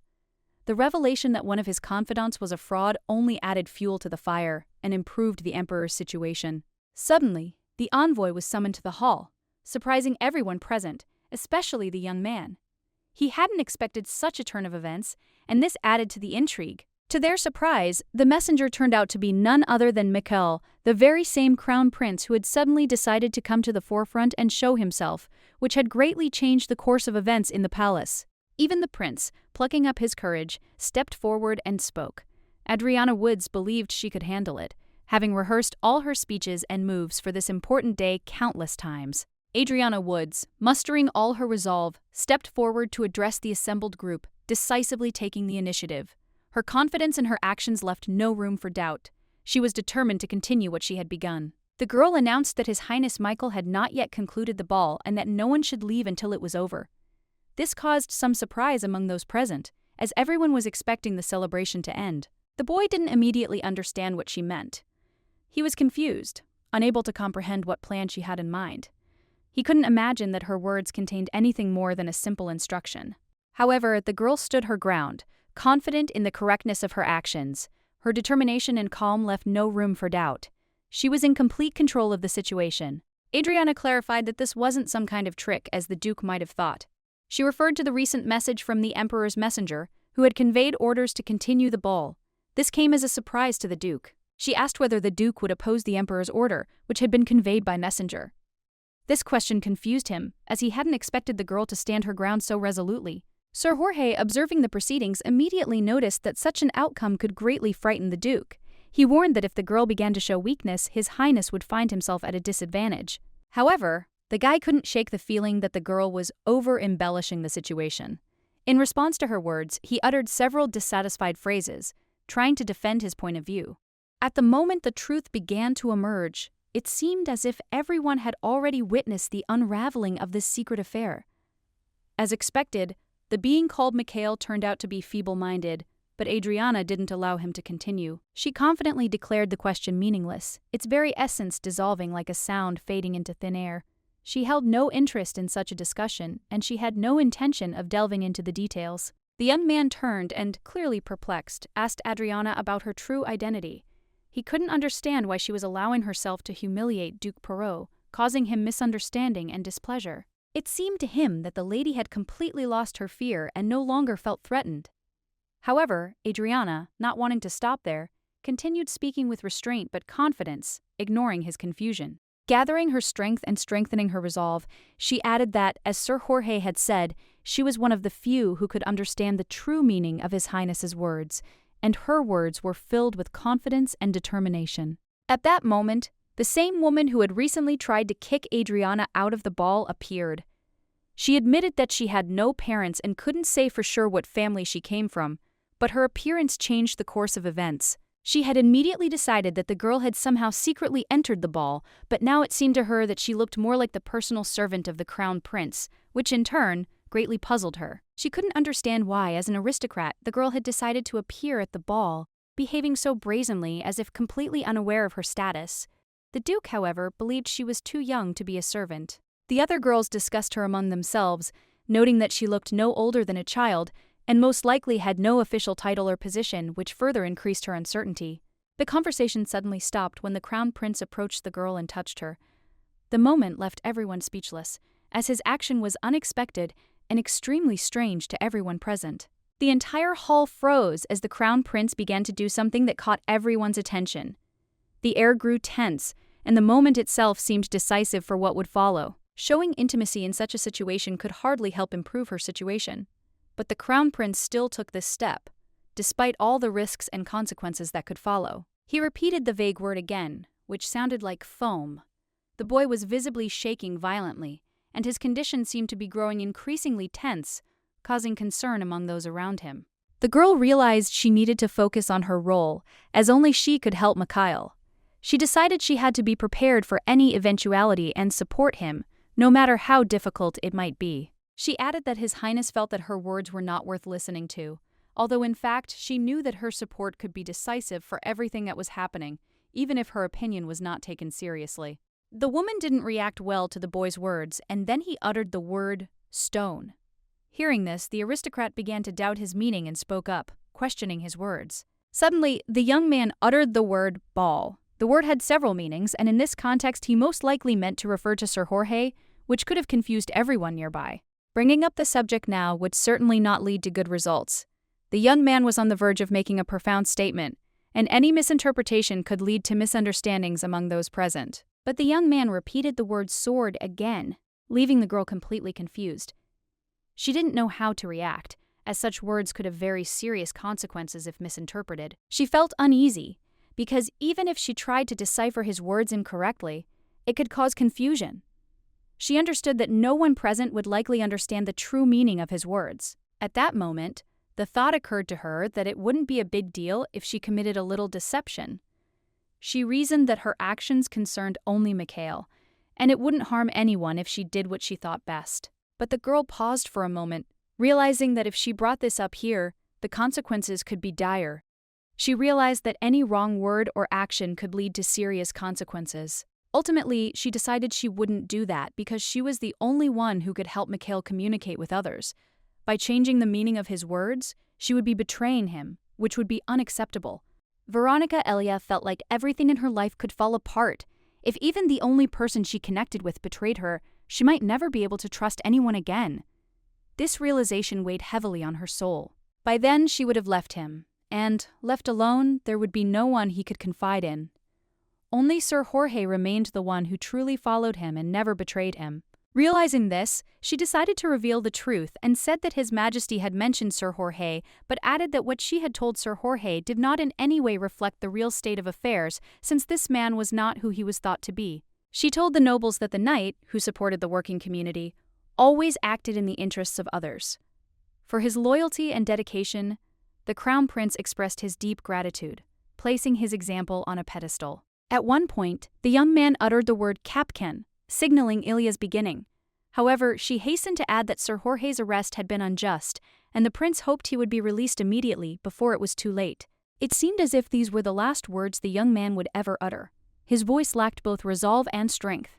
This sense of finality unsettled those present, forcing them to consider their next steps and the consequences. The women standing nearby began to speculate about the origins of the orphan girl Sir Jorge had brought with him.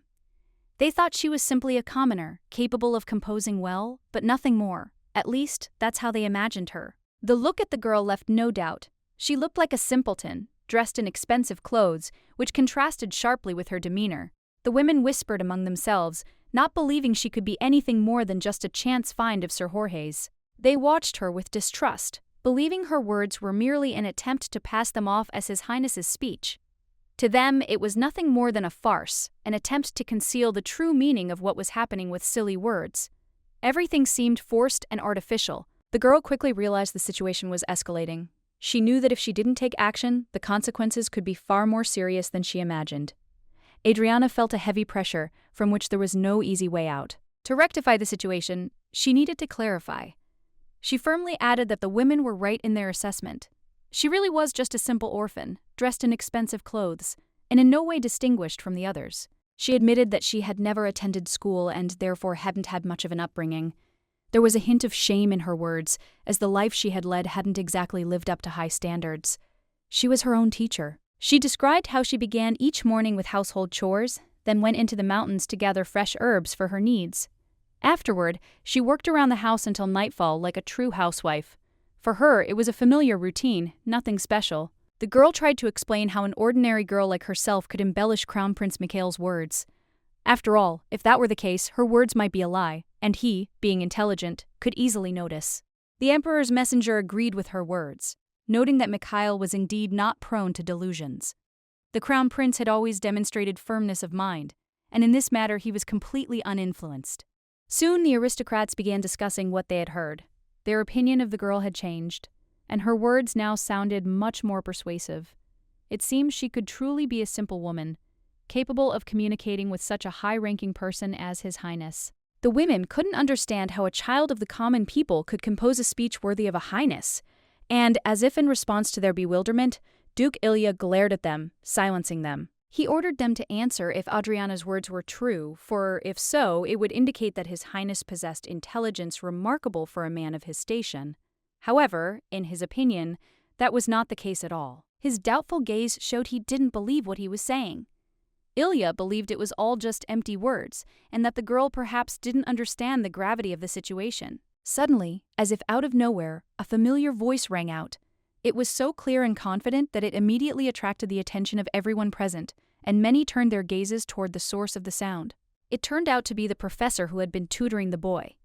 She explained that she had spent the last few months studying with His Highness Kale, imparting to him knowledge that now seemed quite profound. This surprised many, as the teacher was among those present at the ball, and no one expected to see him in such a place. This woman's presence was unexpected, and her words made everyone pause. For the girl, surrounded by a crowd, this was a real surprise. She hadn't expected that this woman, famous and respected, would prove to be such an important figure in the boy's education. Everyone present was shocked, for it was Tessa Schuber, a professor at the academy, a person of outstanding knowledge whose name had always commanded respect in high circles. No one had expected her appearance. Tessa Schubert reported that she had taught His Highness politics and history, and within 3 months he had reached such a level that he was in no way inferior to a trained academy student, which came as a complete surprise to everyone. The entire social circle began to whisper, shocked that such a high-ranking person as Tessa was tutoring a boy. Their confusion was understandable, but their surprise remained even after her explanation.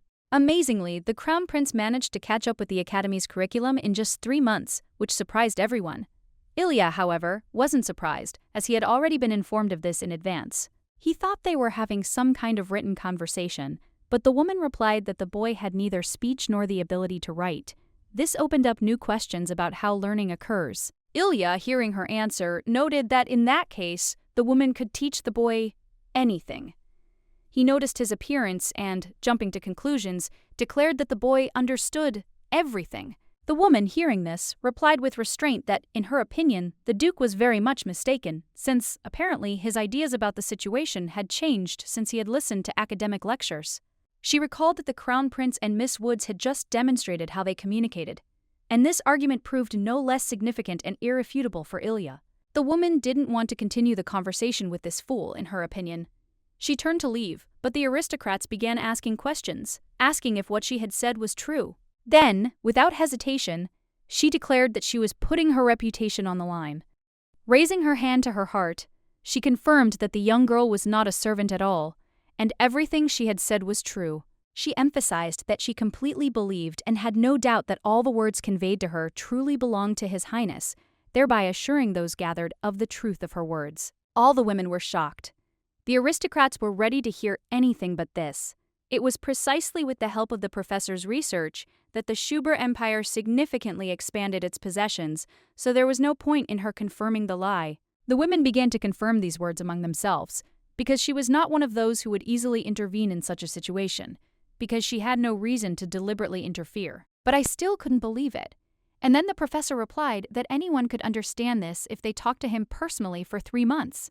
She added that Miss Woods was from the common people and had never attended school.